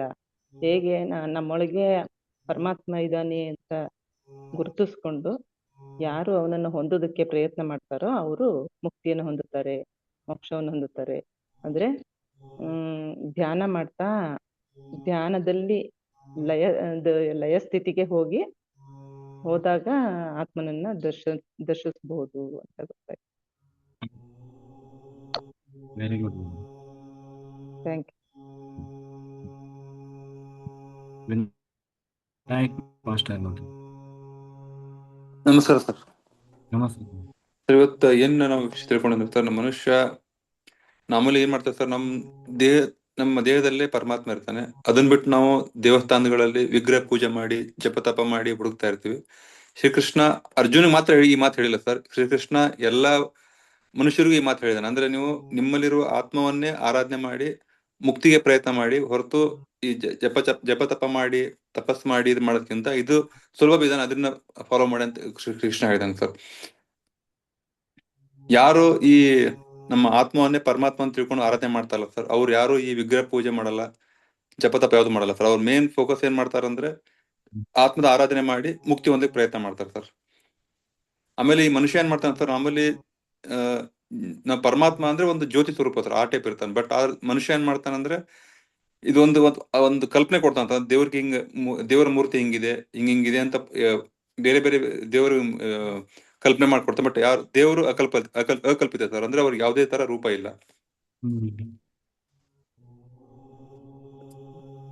ನಾವು ಈಗ ಎಷ್ಟೋ ಸಲ ಈಗ ಇನ್ನೊಂದು ವಿಷಯ ಇದೆ ಸರ್, ನೀವು ಎಷ್ಟು ನಾವು ಕೋಟಿ ಸಲ ಮಾಡೋ ಒಂದು ಯಜ್ಞ ಇರ್ಬೋದು, ಪೂಜೆ ವಿಗ್ರಹ ಪೂಜೆ ಆಗಿರ್ಬೋದು, ಇವು 1001 ಅಂಶದ ಧ್ಯಾನಕ್ಕೂ ಸಮ ಇಲ್ಲ ಸರ್. ಸೊ ನಾವು ಆದಷ್ಟು ಜಾಸ್ತಿ ಧ್ಯಾನ ಮಾಡ್ಬೇಕು. ಆಮೇಲೆ ಎಷ್ಟು ಕೋಟಿ ಧ್ಯಾನ ಮಾಡ್ತೀವಲ್ಲ ಸರ್, ಅದು ನಮ್ಮ ಮನಸ್ಸಿನ ಲಯಕ್ಕೆ ಕಾರಣ ಆಗುತ್ತೆ. ಸೊ ಹೀಗಾಗಿ ನಾವು ಜಾಸ್ತಿ ನಿರಂತರವಾಗಿ ಜ್ಞಾನ ಸಂಪಾದನೆ ಮಾಡ್ಬೇಕು, ಆಗ ಧ್ಯಾನ ಮಾಡ್ಬೇಕು ಸರ್. ಆಮೇಲೆ ಓಂಕಾರ ರೂಪವನ್ನು ಪರಮಾತ್ಮ ಅಂತ ಹೇಳಿ ವೇದಗಳಲ್ಲಿ ಹೇಳಿದ್ದಾರೆ ಸರ್, ಅದನ್ನೊಂದು ಹೇಳಿದ್ರಿ ಸರ್ ನೀವು. ಆಮೇಲೆ ಎಷ್ಟೋ ನಾವು ಅಶ್ವಮೇಧ ಯಾಗಗಳು ಮಾಡಿದ್ರು ಈ ಧ್ಯಾನಕ್ಕೆ ಸಮ ಆಗಲ್ಲ ಸರ್. ಯಾಕಂದ್ರೆ ಮುಂಚೆಲ್ಲ ಸರ್ ನಾವು ಪುರಾಣ ಕಥೆಗಳಲ್ಲಿ ಕೇಳಿದೀವಿ, ನಾವು ಏನೋ ಒಂದು ಅಶ್ವಮೇಧ ಯಾಗ ಮಾಡ್ಬೇಕಂದ್ರೆ ಎಷ್ಟೋ ಖರ್ಚಾಗುತ್ತೆ, ಎಷ್ಟೋ ಪುಣ್ಯ ಬರುತ್ತೆ ಅಂತೇಳಿ. ಸೊ ಇವತ್ತು ನಂಗೆ ಒಂದ್ ಗೊತ್ತಾಯ್ತು, ಅಶ್ವಮೇಧ ಯಾಗಕ್ಕೂ ಸಮ ಇಲ್ಲ ಅಂದ್ರೆ ಅಷ್ಟು ಪವರ್ಫುಲ್ ಇದೆ ಅಂತ ಇವತ್ತು ನಾ ತಿಳ್ಕೊಂಡೆ ಸರ್ ಈ ವಿಚಾರ ಸರ್ ಇವತ್ತು. Thank you sir. Thank you sir, thank you. Divya master ಹೇಳಿ. ನಮಸ್ತೆ ಸರ್. ನಮಸ್ತೆ ಸರ್, ಇವತ್ತು ಭಗವಂತನೆಂದರೆ ಉತ್ತರ ಗೀತೆಯಲ್ಲಿ ಹೇಗೆ ಹೇಳಿದ್ದಾರೆ ಅಂತಂದೇಳಿ ತಿಳ್ಕೊಂಡ್ವಿ. ಅಂದ್ರೆ ಅರ್ಜುನ ಶ್ರೀಕೃಷ್ಣ ಪರಮಾತ್ಮರಿಗೆ ಒಂದು ಪ್ರಶ್ನೆ ಕೇಳ್ತಾರೆ, ಇಷ್ಟೆಲ್ಲ ಸಂಪಾದನೆ ಮಾಡಿದೀವಿ, ಆದ್ರೆ ಏನು ಮಾಡಿದರೆ ಮತ್ತೆ ಮಾಡಬೇಕಾಗಿಲ್ವೋ, ಏನು ಕೇಳಿದರೆ ಮತ್ತೆ ಕೇಳ್ಬೇಕಾಗಿಲ್ವೋ, ಏನು ನೋಡಿದರೆ ಮತ್ತೆ ನೋಡ್ಬೇಕಾಗಿಲ್ವೋ, ಆತರ ಯಾವ್ದಾದ್ರು ಇದೆಯಾ ಅಂತಂದೇಳಿ ಕೃಷ್ಣ ಪರಮಾತ್ಮನ ಕೇಳಿದಾಗ ಅವ್ರು ಹೇಳ್ತಾರೆ, ದೇಹವೇ ದೇವಾಲಯ, ಜೀವಾತ್ಮವೇ ಆತ್ಮ. ಅಂದ್ರೆ ಯಾರು ಆತ್ಮವನ್ನ ಆರಾಧನೆ ಮಾಡುತ್ತಾರೋ ಅವರೇ ಶ್ರೇಷ್ಠರು ಅಂತಂದ ಹೇಳಿ ಹೇಳ್ತಾರೆ ಸರ್. ಆಮೇಲೆ ಯಾರು ಈಗ ದೇವರ್ ಅಂದ್ರೆ ವಿಗ್ರಹಗಳಲ್ಲಿ ಯಾರು ದೇವರನ್ನ ಹುಡುಕ್ತಿದ್ದಾರೋ ಅವರು ಈಗ ಬೀದಿ ಬೀದಿಗೆ ಹೋಗಿ ಭಿಕ್ಷಾಟನೆ ಮಾಡಿ ಅಳಸಿದ ಅನ್ನ ಹುಡುಕಿದಂತೆ ಅಂತಂದೇಳಿ ಹೇಳಿದ್ರು ಸರ್. ಅಂದ್ರೆ ನಾವು ಮನೆಯಲ್ಲಿರುವ ಅಂದ್ರೆ ನಾವು ಆತ್ಮವನ್ನ ಆರಾಧನೆ ಮಾಡಿದ್ರೆ ಮನೆಯಲ್ಲಿರುವ ಪಾಯಸವನ್ನು ಊಟವನ್ನು ಮಾಡಿದಂತೆ ಅಂತಂದೇಳಿ ಹೇಳಿದ್ರಿ. ಅದಾದ್ಮೇಲೆ ಕೋಟಿ ಪೂಜೆ ಒಂದು ಸ್ತೋತ್ರಕ್ಕೆ ಸಮ, ಕೋಟಿ ಸ್ತೋತ್ರ ಒಂದು ಜಪಕ್ಕೆ ಸಮ, ಕೋಟಿ ಜಪ 1 ಗಂಟೆ ಧ್ಯಾನಕ್ಕೆ ಸಮ, ಕೋಟಿ ಧ್ಯಾನ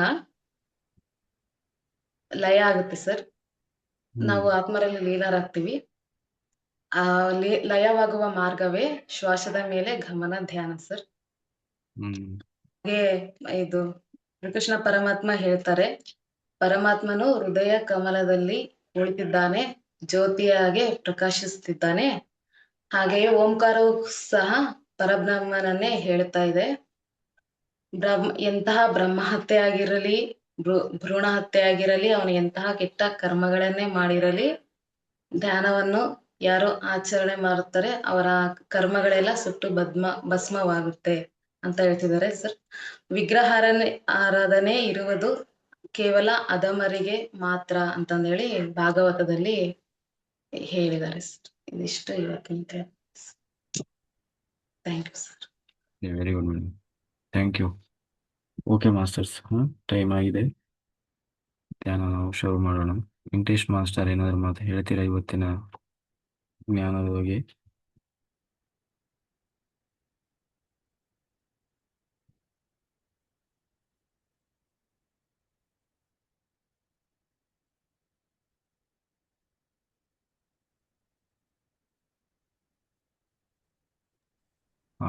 ನಮಸ್ತೆ ಸರ್. ಅಂದ್ರೆ ನಾವ್ ಏನೇ ಮಾಡಿದ್ರು ಧ್ಯಾನಕ್ಕಿಂತ ಮಿಕ್ಕಿದ್ ಇಲ್ವೇ ಇಲ್ಲ. ಅದೊಂದು ಸ್ಪಷ್ಟವಾಗಿ ಗೊತ್ತಾಗ್ಬಿಟ್ಟು, ನಾವ್ ಎಷ್ಟೇ ಪುಸ್ತಕ ಹೋದ್ರು ಏನೇ ಜ್ಞಾನ ತಿಳ್ಕೊಂಡ್ರು ಕೂಡ ಧ್ಯಾನ. ಆ ಧ್ಯಾನಕ್ಕೆ ಹೋದ್ರೆ ಏನು ಪುಸ್ತಕ ಓದಿಲ್ಲ ಅಂದ್ರುನು ಆ ಧ್ಯಾನ ಅನ್ನೋದು ನಮಗೆ ಗೊತ್ತಾಗ್ತಾ ಇರುತ್ತೆ. ಅದೊಂದು ಚೆನ್ನಾಗ್ ಗೊತ್ತಾಯ್ತು. ಮತ್ತೆ ಸರ್, ನಾನು ಇವತ್ತು ಕಾಶಿಗೆ ಹೋಗೋದ್ರ ಬಗ್ಗೆ ಒಂದ್ ಚಿಕ್ಕ ಹಾಡು ಬರ್ದಿದ್ದೀನಿ. ಅದೇ ಹೇಳ್ಕೊಂಡು ಭಜನೆ ತರ ಟ್ರೈನಲ್ಲಿ ಕೂಡ ಆಡ್ಕೊಂಡ್ ಬರ್ಬೋದು. ಅದ್ ಕಳ್ಸಿದೀನಿ ನೋಡಿ ಸರ್. ಟ್ರೈನಲ್ಲಿ ಬರ್ತಾ ಇಲ್ಲ. ಏನ್ ಸರ್ ಮಾಡೋದು? ನೀವು ಒಬ್ರೆ ಪುರ್ ಅಂತ ಫ್ಲೈಟ್ ಅಲ್ಲಿ ಬಂದು ಹಾಡು ಬರ್ಕೊಂಡ್ ಬಂದ್ರೆ ಯಾರು ಹ್ಮ್ ಅಲ್ಲೇ ಹಾಡ್ಬೋದು ಬಿಡಿ ಸರ್, ಅಲ್ಲಿ ಸೇರಿರ್ತೀವಲ್ಲ ಎಲ್ಲ. ಆಯ್ತು ಬಿಡಿ, ಒಟ್ಟಿನಲ್ಲಿ ಹಾಡಿಸಿ ಎಲ್ಲ ಒಂದ್ ಕಡೆ. ಹಾ ಓಕೆ ಮೇಡಮ್. Okay sir. ಹಾಡು ಅವ್ರು ಹಾಡ್ತಾರಲ್ಲ ಸರ್, ಒಂದ್ ಮೇಡಮು ಅವ್ರು ಹಾ ಕಳ್ಸಿ ಅವ್ರ ವಾಯ್ಸ್ ಎಲ್ಲ ಹಾಡ್ಸಿ ಸರ್, ಓಕೆ ಚೆನ್ನಾಗಿರುತ್ತೆ. Okay, thank you sir. Okay. Venkatesh master ಮಾತಾಡ್ತೀರಾ? ಇಲ್ಲ ಗುರುಗಳೇ, ಸಮಯ ಇಲ್ಲ ನಮಗೆ ಮಾತಾಡಕ್. ನಮ್ಗ 5-10 ನಿಮಿಷ ಆಗಲ್ಲ ಸುಮ್ನೆ. ಓಕೆ ಬೇಡ, ನಾವು ಮಾತಾಡೋದೇ ಬೇಡ, ಸುಮ್ನೆ ಕೇಳೋದಷ್ಟೇ ಎಟ್ಕೊಳ್ಳೋಣ. ಓಕೆ. ದಿವ್ಯಾ ಮಾಸ್ಟರ್ ಇರ್ಲಿ, 2 ನಿಮಿಷ 3 ನಿಮಿಷ ಮಾತಾಡ್ಬೋದು. ಬೇಡ, ಆಗಲ್ಲ. ಹಾ ಸರ್ ನಮಸ್ತೆ ಸರ್, ನನಗೆ ಒಂದ್ ಡೌಟ್ ಇತ್ತು. ಹೇಳಿ ಮೇಡಮ್. ಅಂದ್ರೆ ಸರ್, ಧ್ಯಾನಾಗ್ನಿ ದಗ್ಧ ಕರ್ಮಣಮ್ಮ, ಜ್ಞಾನಾಗ್ನಿ ದಗ್ಧ ಕರ್ಮಣಮ್ಮ ಎರಡೂನ ಸರ್? ಜ್ಞಾನಾಗ್ನಿ ದಗ್ಧ ಕರ್ಮಾಣ. ಜ್ಞಾನ, ನಾಲೆಡ್ಜ್. ಜ್ಞಾನ. Okay sir, thank you sir. Okay masters, ಎಲ್ಲರೂ